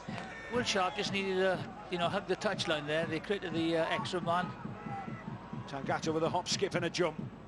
Looking to provide a bit of footwork, provide a little bit of punch to that line. Morel takes it into the teeth this time. Slipped away, beautiful hands from Quentin Lalu, Tonga guy. Now it's a cutting break from Sharp.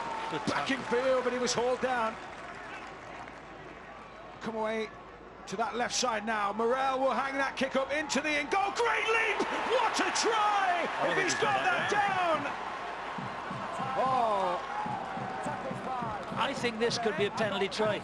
It's either a try or a penalty try, because I thought he got hold of the ball and maybe he was tackled in the air. We'll see.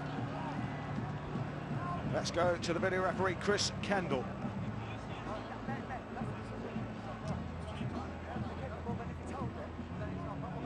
Okay, we're checking onside, offside. Have we got any other angle on that, just so I can see where the try scorer comes from, please?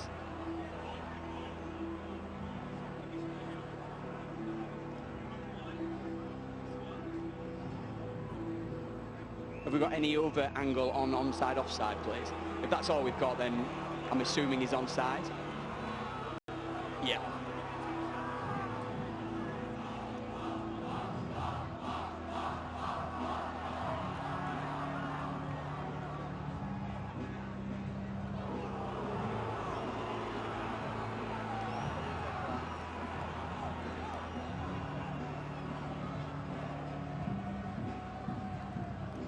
So it's caught by Tyra, he's then tackled.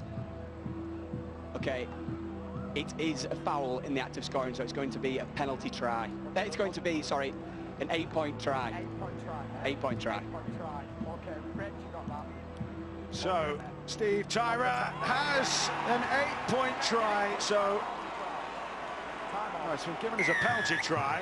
It's an 8-point try. But it's an 8-point try, so Tyra got the ball down. Yes. They'll have the kick for the goal, and then they'll have a separate penalty goal from in front of the sticks.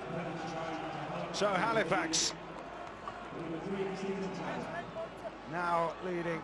And this is the first attacking kick we've seen, really, where they can compete for the ball. He out jumps Webster. It's a great leap. He gets to the ball. He puts it down, but then again, he does an infringement as well. So, just for our viewers watching, if you score a try and in the act of that try there's a foul upon you or there's a penalty against you, it becomes an 8-point try. In essence, a penalty try. So Tyra on his 200th Halifax appearance slots the goal, and now we'll go for the kick in front of the sticks.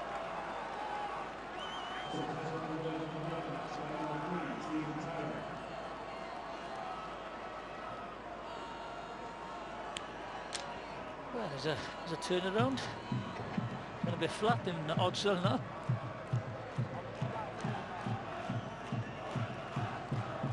So Tyra right in front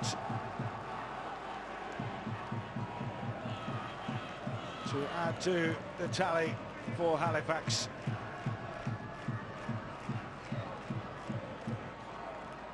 So this to make it 8 points to 6 for Halifax. 6-6 at the moment. If we can kick this, it's 8 points to 6. And Halifax squeeze in front.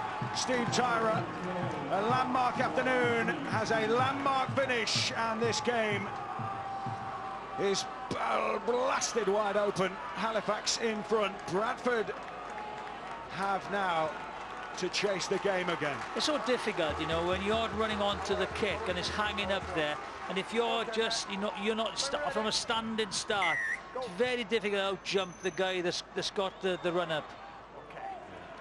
Just bang on, Jonathan. The offensive runner as such always has the advantage in that respect. That's why the defender needs some help around him.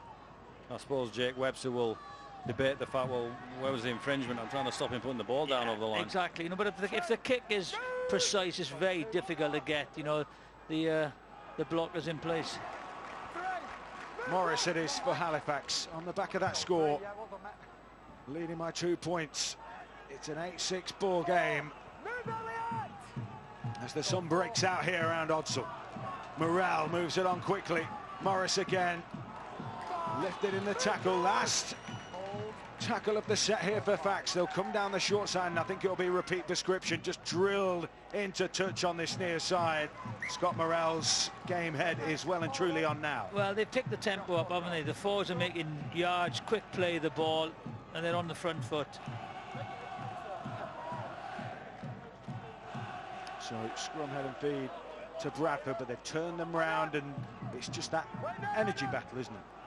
Well, that's the way Scott Morrell's looking at it as well. So it's a smart kick for a sideline. He's going to keep his energy levels high of the team in blue and white, and Bradford now chasing the game have to do something different. We saw his last kick was an offensive kick, an attacking kick, an attack to score points. He's done just that. It's important that they don't close the game down, but Ethan Ryan knock on. I thought he was going to allow play to continue there, but look at the wraps on the back for Tangata. Pivotal tackle, forced the error from Ryan. And look where they will start with the ball from this scrum. Just lost it, didn't he, there? Dan Fleming's got his a piece of that cake as well as Tangata, so great field position. Okay. It's not been a game for the back threes of either side, really, to make that mark. Here goes Chester Butler. Ethan Ryan starved the possession at times, didn't make it count there. Here come Halifax, though. Dan Fleming driving, pumping. Centre field. Options both sides of the ruck. It's Laulu Tonga who takes it in, passes out the back to Leroy. He will look to make his way towards the line. Just about stopped in his tracks by Wildy there. Back to the 10. Moore drops it off. Fleming spins. Bradford being worked over here as they come back towards the middle. Morrell, Laulu Tonga played at the line on. They've skipped away here through Tyra. Still going, Steve Tyra, looking for another try. He's wriggled away from one, he's wriggled away from two. He's just going to be held out. Last tackle right in front of the line. Moore, they've got numbers on that side. The kick goes in, the Ingalls are big, but he couldn't get that ball down. Well, that's a big break for Bradford. Some Halifax player here saying he's injured out the back. Will they be able to take the 20-metre restart quickly? I'm not sure. Well, they are big in goals comparatively. Captain and Michael Just couldn't quite get there in time, and the captains are being pulled together here. Didn't even meet the bike. We're just trying to simmer things down a little. Fellas, okay? Lads. Right. The incident's not been seen. I've got an allegation of biting. It's going on report. Okay? Okay. Allegation of biting in the tackle. Dan, get on the stage now. Back, no, Brandon, don't want that. So Dan Fleming not happy about something there, gentlemen. Yeah, he says he's been bitten. That's enough reason not to be happy about something. Zero. Play the ball from Bradford. Mikey Wood. They hunted him out there. He was the man, I think. Fleming claimed.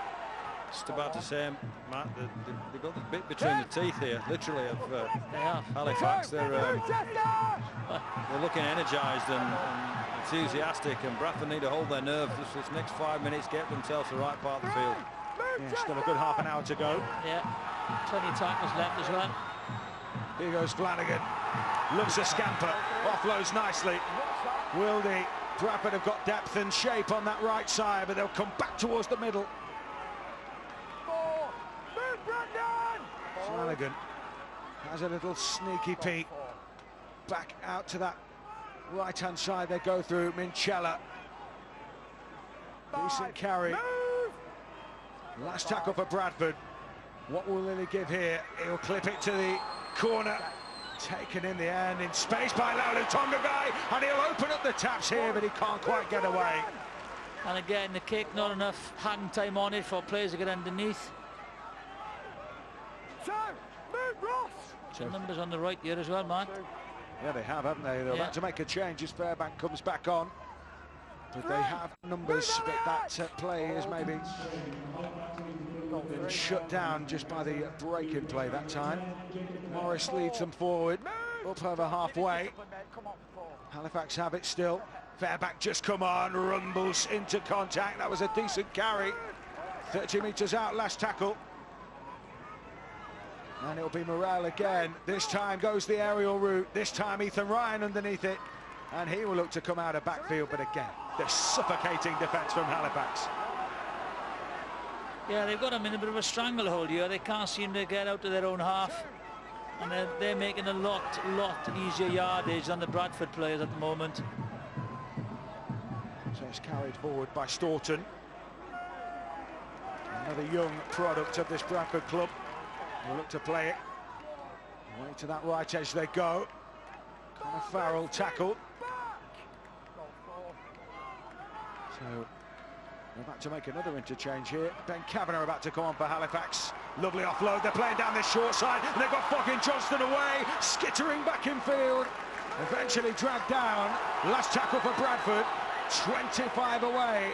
Wildy sends up the kick. The chase is on from Jake Webster. It's gathered in, and Webster's found it. And Webster might just have scored here. He's pulled a rabbit out of the hat, literally.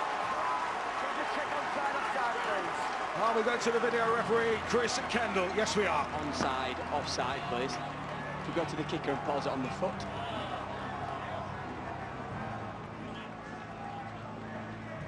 Okay, so pause it on the foot, please. Or could we get it paused, please, so I can see?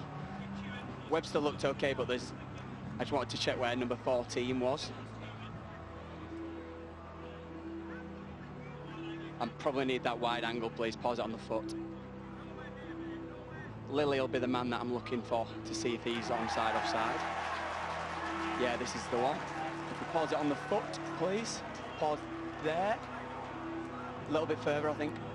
A little bit further. A little bit there. Okay, they are all onside. We're going on from there. To the catch, please. The ball is then lost forward and grounded by Jake Webster. We'll just check on this angle. That is lost by Grix and grounded by Jake Webster. It is a try. So Jake Webster, he made the chase, he led the chase, and he leads Bradford back into the lead. Bradford 10, Halifax 8, Jake Webster forcing the error and getting the try. I don't know what he said. Did he pick his pocket? Did he just drop it? Did he pull a rabbit out of that? But he chased like mad. Lilly chased like mad. And a salutary lesson for anybody who's playing that game. Don't give up on anything. He got there. He dropped it. Griggs dropped the ball clean and plonked it down Webster. I think he had one eye on Webster. I think that's what it, you know, Griggs was an accomplished fullback, you know. He's played at the higher level. But I think as he takes the ball, he takes one eye off it, he looks at Webb to see where he is, if he can spin out to the tackle, and for that one split second he's lost the ball, and you know, he's paid the penalty. So Jordan Lilly, to make it 12 points to 8. Bradford coming back into the game, setting up a big finish. 12 points to 8. The Bulls regather the lead. It's a great kick from Wildy. He's got plenty of hang time, which we haven't seen much. Griggs drops the ball cold. I don't know what else you say, but it's a brilliant chase. And the two kicks we've seen that have been offensive in nature brought results both for Halifax and for Bradford. So, got to be a lesson there. So Tyra hoists it downfield. Bradford have it back. The momentum swings again.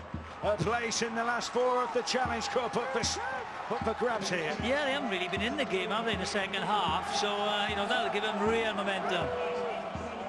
It's the fans you can hear around Odsall now, roaring their team on once again.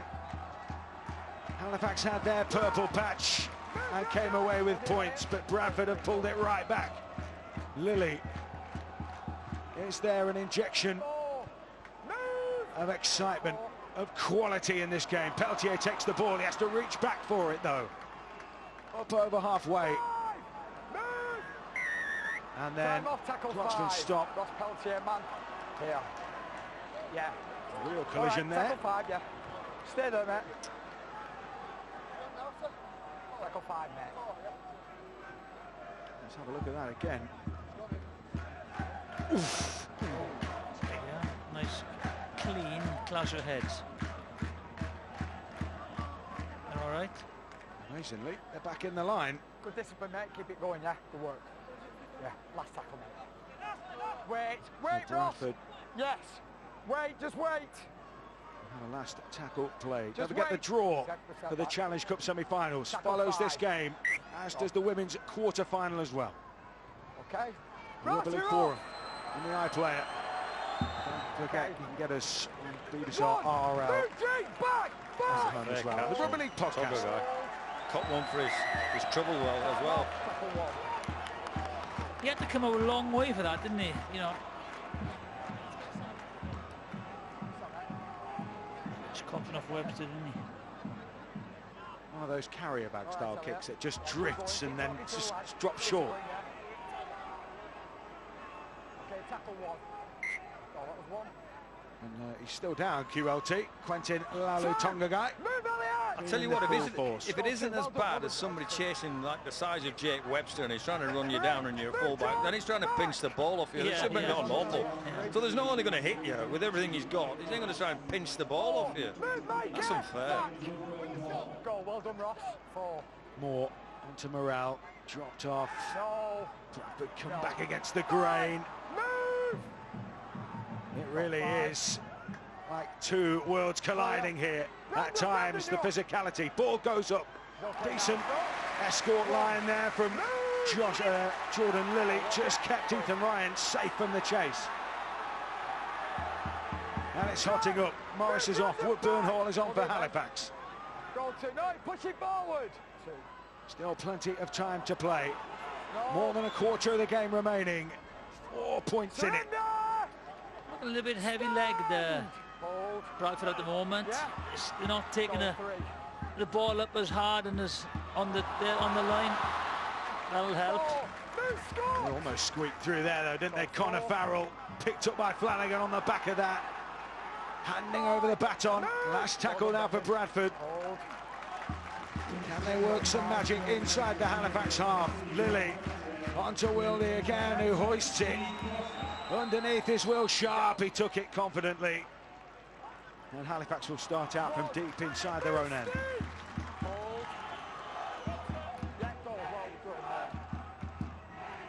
Coming into that rhythm again.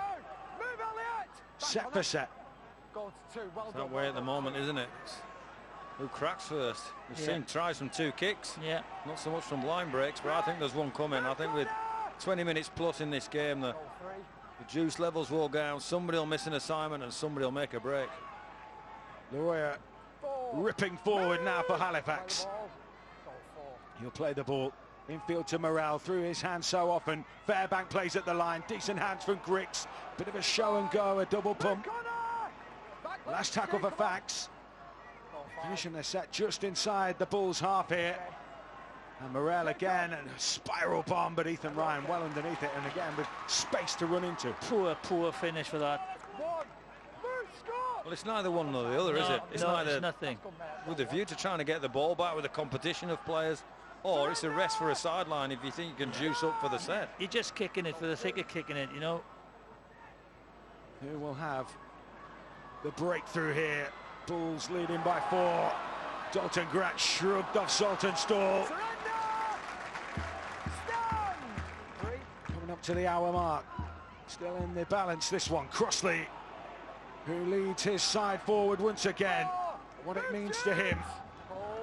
Plenty of Bradford-born players in their side. Plenty of Fax natives in theirs. As they take the ball up over halfway. Flanagan. And a penalty. Big penalty. Follow suit. On the last tackle as well, that is a coach killer, isn't it? You know, no field position, opportunity here. Real opportunity. We'd have a goal at 2. No, it's got slipped it to touch. I just don't think that anyone had the legs to kick it from there. So they will tap within range, and it's Crossley who has come on to try and add a bit of energy, a bit of steam, a bit of power to that pack. Flanagan, they've switched the attack. Flanagan almost goes through. He's made a big impact since coming on, hasn't he, Flanagan? He's carried the ball well. He's had a dart to marking half-back. Oakes now into Wildy, who's taken on some of those ball-playing duties. Kirk, not far away now. As they come back into Minchella's hands, skipping across the line, crabbing here. Fairbank drags him down with a little bit of judo. Ethan Ryan, Kirk, have they got the creativity to unlock Halifax here? 12 points to 8.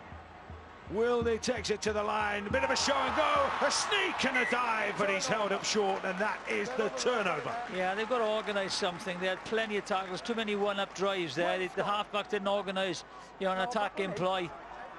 Not a bad place to hand the ball over. No, it's not, yeah, but you think in a game this tight, when you get into these opportunities, you've got to try and organise something, one play that could create something. Let's go down to the sideline with John Wood. I think it's really important for both sides to keep playing rugby, to keep moving the ball around. A really conservative, good ball set there from Bradford, as Jonathan Davis alluded to. Too many one-out carries. The side that plays, that passes with some commitment, will score points in this game. Halifax are hoping it's them, same as Bradford. Still very much in the balance. An hour gone, final quarter of the game. Here goes Moore. We haven't seen too much of that from him. Direct. Route one. Morrell will kick. The ball ricochets loose. It will skim back into the hands of Scott Griggs, who tries to play it forward. Lily's knocked on. Well, there's two mistakes there. Watch out. Bit of broken field for Lalu Tongagai. But then Wildy shut the play down. They're playing with a bit of pace here now. Kavanagh with a big step, a big fend, dumps it off. The options maybe on that short side. Looping pass from Griggs. Saltonstall couldn't get away. Bradford on red alert here. A skimming run from Tyra. Tries to straighten things up. But Bradford pieced along their own goal line here. Morrell looking to apply the killer touch. Into the line comes Moore. Still kept out. Halifax in a position here to maybe swing this game back in their favour. Fairbank with a spin and a drive. Chewing through the tackle count now. They are in range. They do have numbers on that left-hand side. Morrell will come back towards the sticks, though. And be held out short. Right under the posts. Halifax desperate. That was a sloppy play. The ball has been knocked on by Brandon Moore. What a disappointment for Halifax. What a defensive win for Bradford. Well, it was fingernail stuff, wasn't it? Claiming a penalty offside with Bradford, but he's knocked it on clearly. And play the ball, mate. George! So it's a straight-up turnover on the last. It was a scruffy play the ball in for starters, wasn't it? Well, yeah, he's too far away. In front of him. They've got away. They've dodged the bullet there for me, Bradford. But clearly was too far away from him. Dr. Grant skipping away to that right side. Here comes the rain again. Will it be falling on Bradford heads like a tragedy? Or Halifax heads as it is at the moment? Hold, well done. Bit of eurythmics there. Yeah, why? Sorry. That put me in my box. Here we go. Flanagan out the back to Wildy. Will it be a kick here? Will be a clearing kick. He skimmed it low, looking to maybe take advantage of the dodgy ground, the slippery ground, as Saltonstall is forced to scamper back, and that in the end proves to be a decent kick. Yeah, good chase as well. Jordan Lilly's up there again. Yeah, didn't look an awful lot on. Wildy kick, but Saltonstall completely caught out. I think it was a Google if it got him. Yeah, I still think they've got to hit the edges. I think Tongagai is too close to the ruck all the time. They haven't used the pace of the two wingers. I think that's where they got to try, because they're having no kind of luck down the middle, Halifax. Goal 3. More onto Morel. Again, just dictating the play. Maybe they need to look to a different option at times. Here come Bradford in. That was a third man. Trying to apply some squeeze. Taken in by Morel, passing at the line. That's much better. Dumped off brilliantly. They've broken through here. Will this be the try? Yes, it will. Scott Griggs, the poacher, pops up for Halifax. They've drawn level. A kick will give them the lead, but Scott Griggs' try on the back of a wonderful break has broken this game open again. Well, they're making a fool of us. Play in the middle, Halifax. Keep playing in the middle. Scott Morel, play in the middle. Something's going to give. They tried a couple of these plays in the first half in relation to getting the Bradford middles tired, and the short interchange of passing has done them. Absolutely done them. And Togagai and Griggs, 2 fullbacks by trade, just see that. So we see the ball from the way out. Scott Morel goes right into the teeth of things, and the inside, I think it's Kavanagh, is it? He's got the ball there, and QLT and Griggs on the back end of that, and that's just that one lapse in concentration at the middle, that one play, and it gets you back on the ball. He just took the ball to the line, as he has done all game, and they just stood off him. He's burst through it, and the 2 full backs are there. They've got some runners, they got some reward, and they might just have the lead here. AC Soaring Challenge Cup quarter-final. A place at Bolton on the 27th of July is up for grabs, and Halifax have just put one foot in that game. Still plenty of time to go. Steve Tyra's goal on the back of that Griggs try. We are not done yet. I think, is it Leroy that hits that line hard? I think it is, yes. Just trying to see who it is. Well, that's Scott Morel, no doubt about that. Swift interchange of passing. Slick. I think that was Woodburn Hall. Woodburn Hall it was, good on him. He's off the bench, so he's made an impact. Brilliant. So Fax will have the ball here. All about keeping error free and repelling Bradford. 2 points in it. Just under quarter of an hour to play. Saltonstall. Outside back set here maybe from Halifax as they look to gain a bit of ground forward on the back of that try. And the call and response between the 2 sets of fans has started. Woodburn Hall getting to halfway. Down the short side again they come as Lowly Tongagai finds a bit of traffic through the middle. Last tackle for Fax. Morel has popped up here, hasn't he? You know what's coming. You could have scripted that. And again, it turns Bradford round and just cranks up the frustration. It was a great set, an exit set. The score going to be at the other end of the field, 15 metres out from the Bradford line. Still plenty of time here, so it's not losing your nerve time, it's playing football time. That's the thing, it's just exactly as John Wilkins said, you know, just can't close shop. You've got to play. Halifax about 82 play the balls in Bradford's opposition 20. The ball's just 59. You see where the game's been played out. Here comes Webster for Bradford. The poacher's try from him. Had given the Bulls the lead, but Max roaring back into the game. It remains a slugfest. Well done. Either side able to crack this game fully. There's Bradford up over halfway now. Staunton, bit of a loose ball. Minchella, big shape on that side. Now goes loose from Lilly, plucked up by Webster. He's got a bit of space to work in now. Oh, he tried to dump it away to the man on the wing. But again, great pressure on Jordan Lilly. Yeah, they read the play very, very well. Just watch, the pressure goes on him, and that's a poor pass.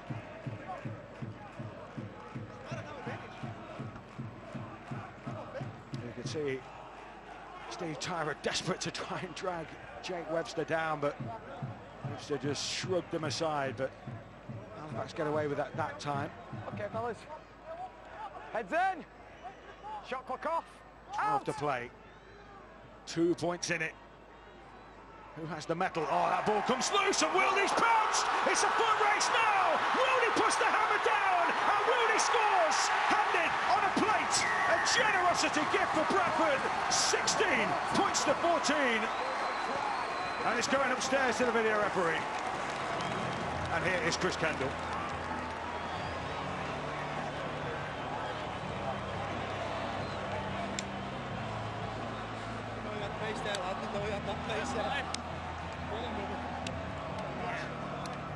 Just seen how the ball's come out, yeah.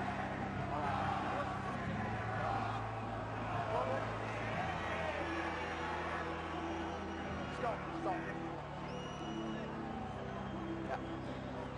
Okay, I'm looking to see if there's any pull on the ball. Could I get that angle again, but slower, please?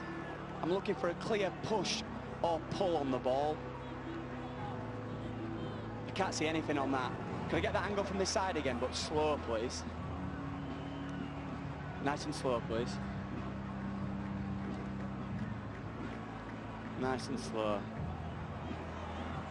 Yeah, could we get the second angle that I got, please?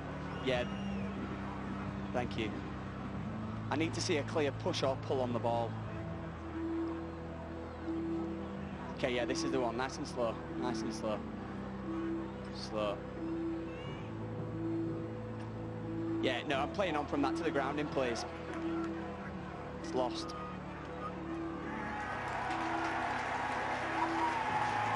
And the ball is grounded. That's a try.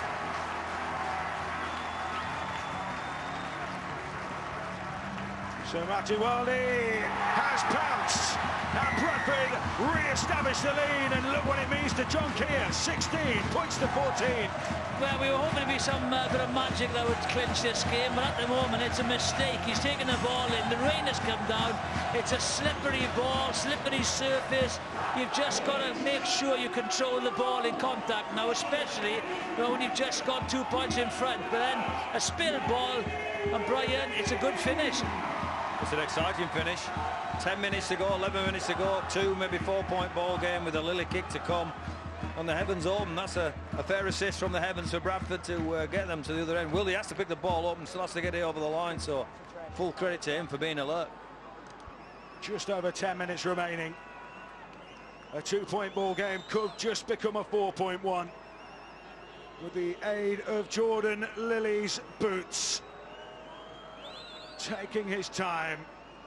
Odsal is pensive and tense, and he screwed it wide of the target. Well, it's great for the neutral. It keeps up the tension. It's a 2-point ball game, and Bradford leading 16-14. Well, it's straight from the scrum. You think you're in pole position, you go into contact to 3. You have to say the way the ball's come out, it's a drop. Wildy has to pick it up, and he's going for the corner, being chased down by Sharp and Togagai. Game on still. Without a fair lick, wasn't he? So it's a low skimmer of a kick-off that pitches up into the hands of Ethan Ryan, and Crossley now buoyed by that score. It's Bradford taking it to Halifax now. Flogging Johnston with a bit of a scoop. I think Kevin Leroy is going to make 5 tackles now in relation to trying to make up for his particular error. Yeah. He's involved at every play, isn't he? Hunting from marker that time. He literally has made 5 tackles there. Well, 4. It's a good set though by Bradford. Good yardage. Good hit. Just up over halfway. Here comes Liam Kirk. As he will look to play the ball. Last tackle then for Bradford. And Wilney, who stepped up in the absence of Rowan Milnes, thumps it downfield. And now Will Sharp is tasked with the job of trying to break Halifax out of this rut inside their own end of the field. Well, they've got to play now. There's one open, going to get him this. Both teams keep playing. 9 minutes to play. Bradford 16, Halifax 14. As Woodburn Hall finds contact. Just short of halfway. A little scamper into centre field. 16-14. Halifax have more in possession. Taken forward by Morel. It's an arcing run to Leroy. He will feel some responsibility. He will be desperate to do something for his team here. Last tackle. It will be a kick from Morel that sends skyscraping towards the air, brought down brilliantly by Dalton Grant under pressure. But look where Bradford have to play out from. Like Ben Stokes' catch the other day in the cricket. He just leapt and pulled it from behind, didn't he? Brilliant. It's a brilliant take. I don't think he got himself in the right position, and he adjusted and took a brilliant catch. Tangata about to come back on for Halifax. Goal 3. Lilly looks to go down the short side, but he was wrapped up as he thought about what he was going to do. Not wrapped up well enough, though, because that's an offload. Minchella with a big dummy. One of the most obvious dummies you'll ever see, but it looked good. They'll come away to this left side now. Crossley, big buffers up, bumpers up. Inside the 40, last tackle here. Bradford have made decent ground from this set. They'll finish with a kick from Jordan Lilly. Again, looking to press Saltonstall. Comes down on the 10 and he shows decent footwork to skip away, and Halifax looking to get on the front foot here. We've got 7.5 to go. Well read. Plenty of time. Halifax have got to try and get down to their end of the field and play in and around the middle, because if they can get some quick ruck speed, who knows, the referee might just ping his whistle and give them a penalty as well, which is the 2 points they need. Will Sharp doing his best to get Fax on the front foot here. Just 2 points in it. Chester Butler just shy of halfway. Gathered up by Morel, takes it to the short side. Kangata hits the line hard. Goal 4. Can they unlock the defence? Can they find a route through this wall of black here? They've gone to that short side. Oh, brilliant work from Woodburn Hall! Support, big dummy! Oh, he's through! James Woodburn Hall has lit up the game, lit up Upsall. What a response from Fax. 16, 18, they take control. Well, there's the mistake, and now there's the magic. You know, brilliant break, great dummy, 2-on-1, throws the other dummy, and he set up the previous try for Halifax as well with a burst. Brilliant, brilliant. Well, there's 2 actions here, and we see the second one have broken this game wide open. He's got space, he's bought himself some time, gone on the inside of Lilly. Big show and go, and gets it under the H's, so he created the last try and he's got this one himself. Here he goes. Please, yes. What an overreading. Yeah, overreading, you know, he's covering across. Bit of a dummy, thank you very much. How long have we got left, Colin? Woodburn Hall. Just under 6 to play. Halifax have taken a big step towards those semi-finals. Steve Tyra bang in front of the posts to make it a 4-point ball game, a score lead with about 5 to play. Bradford 16, Halifax 20. John Keir's face is one of tension and anguish and anxiety. Well, it will be, because he's got 5 minutes to turn this around, and that involves an element of more risk. Here you see the play at the line, and Woodburn Hall with a bit of space. Jordan really overreads it, he's gone through.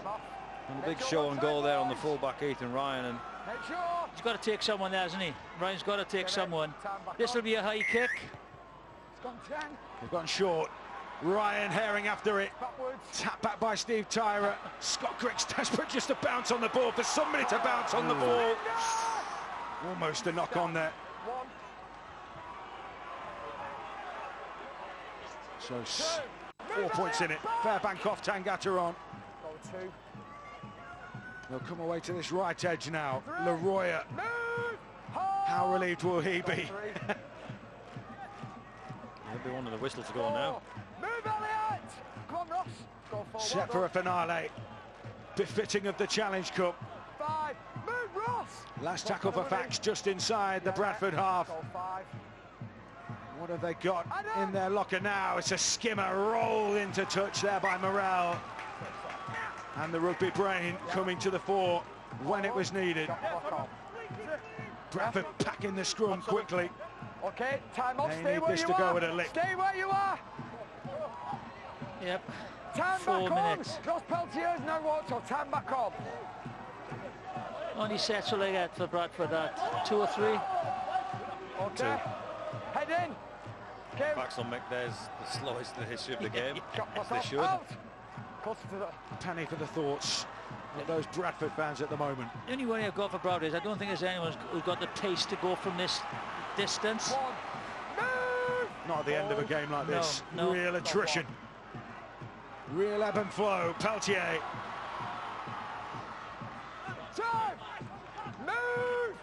Trucking it forward, Peltier. Yeah. Slow play the ball. As Hallis. Big shift, almost cut out, and Webster, did he knock that on? It hits his foot. Still alive here, Bradford. That was so close. Connor Farrell skirts and then straightens up. Bradford need something out of nowhere. Lilly lifts the kick over the top. Laulu Tongagai has picked it up. Broken field ahead of him. Maybe to put the gloss on it. Maybe to secure their plays, but it won't happen yet. As Bradford scramble for dear life. Morale. Halifax happy to just take contact. 2.5 to play. Those fans are thinking about a semi-final. The spirit of '87 has been evoked this week. People like Mick Scott around Halifax trying to lift that Challenge Cup further. They've got one spot in the semi-finals here. Tangata back on the switch play in front of the post now. Halifax maybe to put the final nail in the coffin. A skip from Griggs. Well applied in the end. Defence from Bradford. Fleming is on for Halifax. Out the back they go. Morale with a skip and a step and a bludgeon, and on the last it's a handover ball, and Jonathan Davies, the man of the match. Yeah, I think, you know, Scott Morell has run the show. You know, he's controlled everything. I thought Matty Wildy has played well, but for me, for 2 instances in the second half was made the difference. James Woodburn Hall for the break to set up the first try, and then a brilliant finish for his own try. So the Coral Challenge Cup man of the match is James Woodburn Hall. Match winner at the moment. Still plenty of stories to be written, maybe. Final minute and a half. Bradford chancing their arm big time now. No other way. Here they go. Bradford desperate to find a route through. Ethan Ryan crunched in the tackle. I think there might be concern that was a bit of a crusher. No, I think he just jumped all over him. He's clearly got injured there. I think that's the concern of the Halifax players.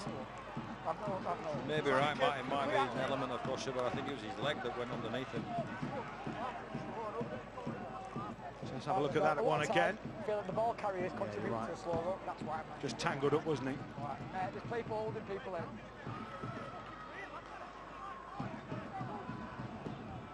Tackle real quick. His leg's going one way, his body the other. Very painful. Yeah. Hit an angle, you know. You take 2 defenders grabbing you, one's pulling you one direction, the other way. There we are. As Brian said, Lilly just overreads the play. The defensive line is a dog leg, throws a dummy. What a great feeling that is. Always been a mercurial talent, hasn't he, James Woodburn Hall? Has that ability just to break again. Okay, mate, I've just got to play the ball. He's broken this game open with these 2 players, hasn't he? Okay, fellas, we've got to play the ball. Tackle 4, okay? Wait, Ethan! It was 6 points to 0 at one stage at half-time. It's changed hands, the lead, 5 times in the second half. 2 tackles left. Whoever does come out on top has earned it. Yeah. Very much so. Into the final minute. Bradford on the last. Need to force something special. Wiley with a little kick forward. Oh, brought down by Tyra, and he will bring it forward. And that might just be the ball game, gentlemen. Yeah, this will be up your jumper stuff now for the remaining 40 seconds. Saltonstall basically walked into contact there. Chalking down the clock. Slow play the ball. Halifax starved of success. They had to rebuild after their 80s heyday, but they will feel that this is a step back into the big time. Well, they'll have their day in the sun now in July, won't they? You know, against one of the big clubs. There to enjoy it. One of the founding members of the Northern Union.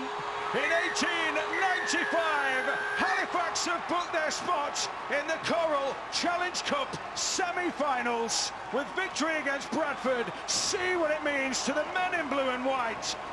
Simon Crick's only been in the job 36 days. He's a Challenge Cup final semi-finalist. Well, they created more in the second half. They had breaks. They finished those breaks. They went behind. They kept in the game and they kept playing, more importantly. Opened up their particular can of worms on Bradford, and Bradford just didn't have enough juice in the tank to get to their end of the field. Yeah, you know, just a little bit extra quality and pace from Halifax, and you know that was a difference. They both sides gave everything, but just a little bit more quality, you know, from the Halifax side, which eventually got them over the line. Celebrations on the field for those Halifax players who have given their all. Bradford have lit up the Challenge Cup with that victory over Leeds, but today it's Halifax's day and they are bound for the semi-finals. Let's hear from our man of the match with Damien Johnson. James Woodburn Hall's with me. You made one, you scored one. What's it feel like to be in the into the semi-final? Oh, it's a dream come true. It's a dream come true. A part-time team in the semi-final, championship team. It's what the Challenge Cup's all about, isn't it? You know what I mean? I'm elated. You know what I mean? So tell me about the try, because you fancied your chances even from far out. I'm surprised I caught it, to be honest. Went through and then I saw Ethan and he just jammed on cue, so I couldn't believe it. Under the sticks, jackpot. Brutal game, wasn't it? Oh, well, I only played 20-30 minutes, so that's absolutely blowing, but yeah, it was so fast looking from the sideline. I mean, we lost dead early, which was a massive blow for us, so it kind of changed how the subs were going to work during the game. But I mean, I'm just glad I got on and did my bit for the team. What are your thoughts about the semi then? Oh, just bring it on. Bring it on. I don't know who we're going to get, but yeah, bring it on. Anything can happen now. Well done, James. Scott Morrell somewhere. Come in, Scott. The half-back who was so influential today. That was a brutal encounter, but you're through. In the semi-finals, a little bit of history. Yeah, it's unbelievable. Part-time team from Halifax. Boys a bit working morning, playing in semi-final at the Challenge Cup. It's unbelievable. Spoke to you at half-time about getting through a sets and completing a sets, defending tough. And we did that, and that's how we got the result. They were really difficult to break down, weren't they? They're a quality team, that's why they're up there in Championship. They're a quality team. Yeah, it's put me off there, but yeah, it's quality team. People like Jordan Lillard just never stopped coming. Jake Webster were awesome, but our boys had a dig in there. That's for them over there. Telling you now, that's for them singing out there. We've been behind us all year. Were there moments when you thought it was slipping away because a few errors crept in and they scored? Yeah, obviously Kev did that error away and they scored a try, but with a team, we defend it and go again. And it come there, Woody come up with two great tries and won the day for us. Thanks, Scott. Cheers. Who have we got here? We've got the two Gricks brothers. Let's start with Simon, the coach, first. How's it feel to be in the semi-final? You've only been in the job a few weeks. Unbelievable. Talk about a coaching roller coaster. Like 80 minutes was up, down and all over the place. But look, I think we showed some real character. 10 minutes of the bloke off the pitch and then a couple of tries which really emotionally floored us. But again, back to that character, we stuck in there and we came up with the plays. Credit to the lads, they were brilliant today. You were smarting a bit about the sin binning, weren't you? Yeah, I thought, look, you slow it down in front of all these people and you get all the palaver after that. But I think in real time it weren't that bad. But it is what it is. It's gone now and we've come away, so we can't whinge about it. The draw's moments away. What are your thoughts? Couldn't care less, to be honest with you. I just want to enjoy this with this group now, and look, we'll enjoy tonight. The draw will be what it'll be. We've got another good day to look forward to. Older brother Scott is here. Scott, tell me about your try that kind of broke the game open a little bit. Yeah, I almost blew it as well about 5 minutes before, so it's nice to hang on in the end there. Thought, Bradford didn't do anything we didn't expect. It's really tough playing against the John Keir side in the Challenge Cup, as you'd expect. So, really tough game. I'm really glad that we came with a couple of clinical plays at the end. What happened with the Webster try? You just seemed to lose the ball. Yeah, no, I was in two minds whether to jump or not. I heard him coming, decided not to, and then he whacked me on the back of it. Look, it happens. I'm glad that it didn't deflate us at that point. But yeah, we came out on top, obviously. I've got to ask you, what's it like being coached by little brother? Yeah, no, he's big brother, isn't he? He's been good. I think he's doing really well in the short period that he's had. I know that he's got some ideas in mind that he'll have to go with on the long term. But in terms of myself and him, I mean, we've been around for a long time. I think, you know, our relationship's going to be the same either way. I'm glad to be a part of this club again, and you know, there's been a lot of people that are still here from when I were here 15 years ago, and this, you know, this next game's important for them too. So good. To do this with your hometown club's special, isn't it? Yeah, awesome. Yeah, I mean, you know, you just asked Simon who he wants in the next round, and I mean, if let's be honest, nobody wants to play Saints, do they? So well done, Scott. No bother, thank you. Steve Tyra's here. John Keir. Well, let's do John Keir first, shall we? John, come in. It's a hard way to lose after being ahead for periods. Yeah, it is a hard way to lose. Yeah, I thought it was a great contest, and I think you've got to acknowledge Halifax played really well, and I thought we gave it a great shot as well, and it's marvellous to see so many people here again for the Challenge Cup. We've had it's been a lovely little story for us, but now it's back down to the run-of-the-mill stuff having to do with the championship. Where do you think it slipped away from you in the end? Well, I think it's a missed tackle. It's come down to that. You know, we took a dummy, went through, and they scored it. And it's on small things like that these things happen. But you know, you've got to compliment Halifax. I thought they played a real good game plan and worked their way through it and just went through the process. And eventually they just came on the right side of the ledger. But you know, I'm not so sure about the 8 points, but we'll leave that anyway. By the by. Ironic that it would be a mistake that led to the winning try after defending so manfully for long periods. Yeah, I thought we defended great, but I think we just got shaded on possession, and that might well have been a factor. But you know, there's lots for us to take from this. It's been a great little story. Really enjoyed it, and you know, we now need to go forward for the rest of the season with the championship. Commiserations, thanks, John. Thank you. Steve Tyra is with us. And we'll play you Steve Tyra's interview a little bit later on when we go to the red button, the hashtag BBCRL, if you've got questions to put to Jamie or Robbie, or Jamie as well. Do you know, I thought you go all old romantic here, Jamie, don't you? Because Bradford has been a great story, and you've got two clubs here, as we touched on earlier, part-time players at the heart of a community, and both sets were applauded off at the end. Whatever the result, both sets were applauded off at the end. Absolutely, and both teams have got to build on that, I think, especially here at Bradford. Obviously really disappointed, but I think it's been a nice little fairy tale story for a couple of weeks, and we've got to build on that. And just listening to Scott Morrell in the post-match interview, talking about lads who are part-time going to work tomorrow, and they're going to be in a Challenge Cup semi-final, that's just huge, and it is a fairy tale story. They've got to build on that and hopefully go and put a performance in the semi. Yeah, I just think you've got to applaud both sets of players and both teams. They give us an absorbing semi-final that went all the way down to the wire, and I thought they give their all, and they're going to be some sore boys at work on Monday. I'll be honest with you, watching that, but I thought Halifax deserved it. I thought they deserved the win, and I thought Woodburn Hall was outstanding coming off the bench. We'll come to his try in a minute. Scott Grix there said to Damien Robbie, you know, he thought he'd cost them it, actually, with his mistake earlier, but then his try was excellent. His try was absolutely brilliant. I think it was part of the build-up. I think Scott Morrell comes into the line again. He gives himself a lot of time and space on the ball, and I think with a Woodburn Hall that went in and through the contact. I think we were looking at meters in contact as well, you know, from Halifax, saying, are you running hard enough? There you can see he makes 10 metres after contact. Because you thought they weren't in the first half. No, they wasn't. Yeah, no, thought there wasn't. And it creates space for the half-backs to play. And this is a lovely try, absolutely wonderful try. Quality. I think Robbie hit the nail on the head there, saying that Scott Morrell's got time and space. In the first half, we talked about Bradford's line speed and their pressure from marker and end defender. They just didn't have that in second half. Now, whether it was fatigue or they were deflated, I don't know. But Halifax just certainly had more space to play in.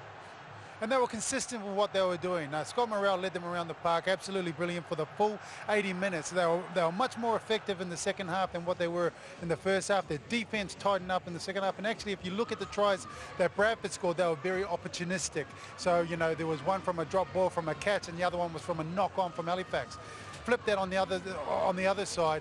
Halifax constantly had Bradford on the back foot, and that's when we're talking about the little breaks in the line, people just questioning the defensive structure, and you're not playing on the front foot defensively, you're playing on the back foot, and that's when the space opens up. It was a good winning try as well, wasn't it? Not one, but two dummies. Yeah, it was outstanding. What a beautiful try to win a semi-final. He'll remember quarter-final, remember this for the rest of his life. He's come on as a bench, could see the excitement, great dummy. And then, well, there's another one. Thank you very much. Fantastic. He'll be telling everybody about that for as long as he lives. Match in 25 minutes, you don't get much better than that, do you? No. But it's a great shape, and I think they've had it in them all the game, Halifax. I think they've been superior to Bradford with the ball in hand, and they carried more of a threat. Yeah, they did, but I don't mind repeating myself. I just think Bradford dropped off a little bit. They didn't seem to have the same energy. In the first half stats, they had a lot of tackles, Bradford. I think they were getting more numbers in the tackles as well, and it obviously was detrimental in the second half of that game. I think if you look at the stats again, Halifax passed the ball a lot more than Bradford did. They moved the ball around.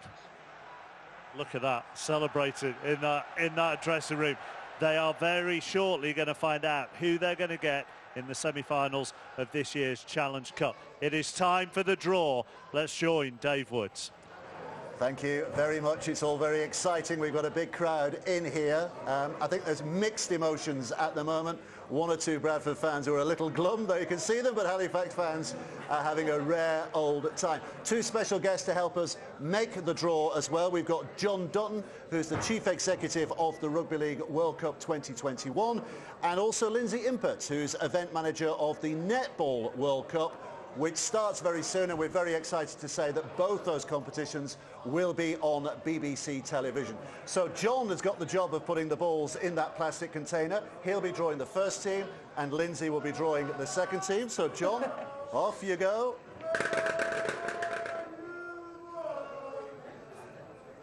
They're all in there, 4 balls in there. So here comes the first ball. Number 2. Number 2 is Warrington, the beaten finalists, I should say, last year. So Warrington, the first team out. Who will they be playing in that double-headed semi-final at Bolton? Number 1. They'll be playing Hull FC. So it's Warrington against the winners in 16 and 17. Number 3. Number 3 is St Helens. And just to confirm, the Halifax fans think this is going to be easy. Number 4. Number 4 is Halifax, so St Helens against Halifax. They enjoy it.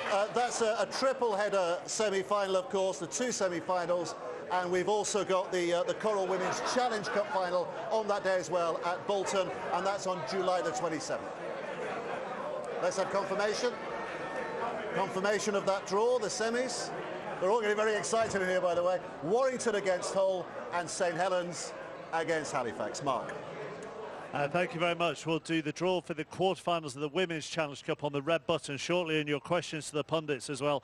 Hashtag BBCRL to put your point to these 3. So Warrington against Hull, St Helens against Halifax.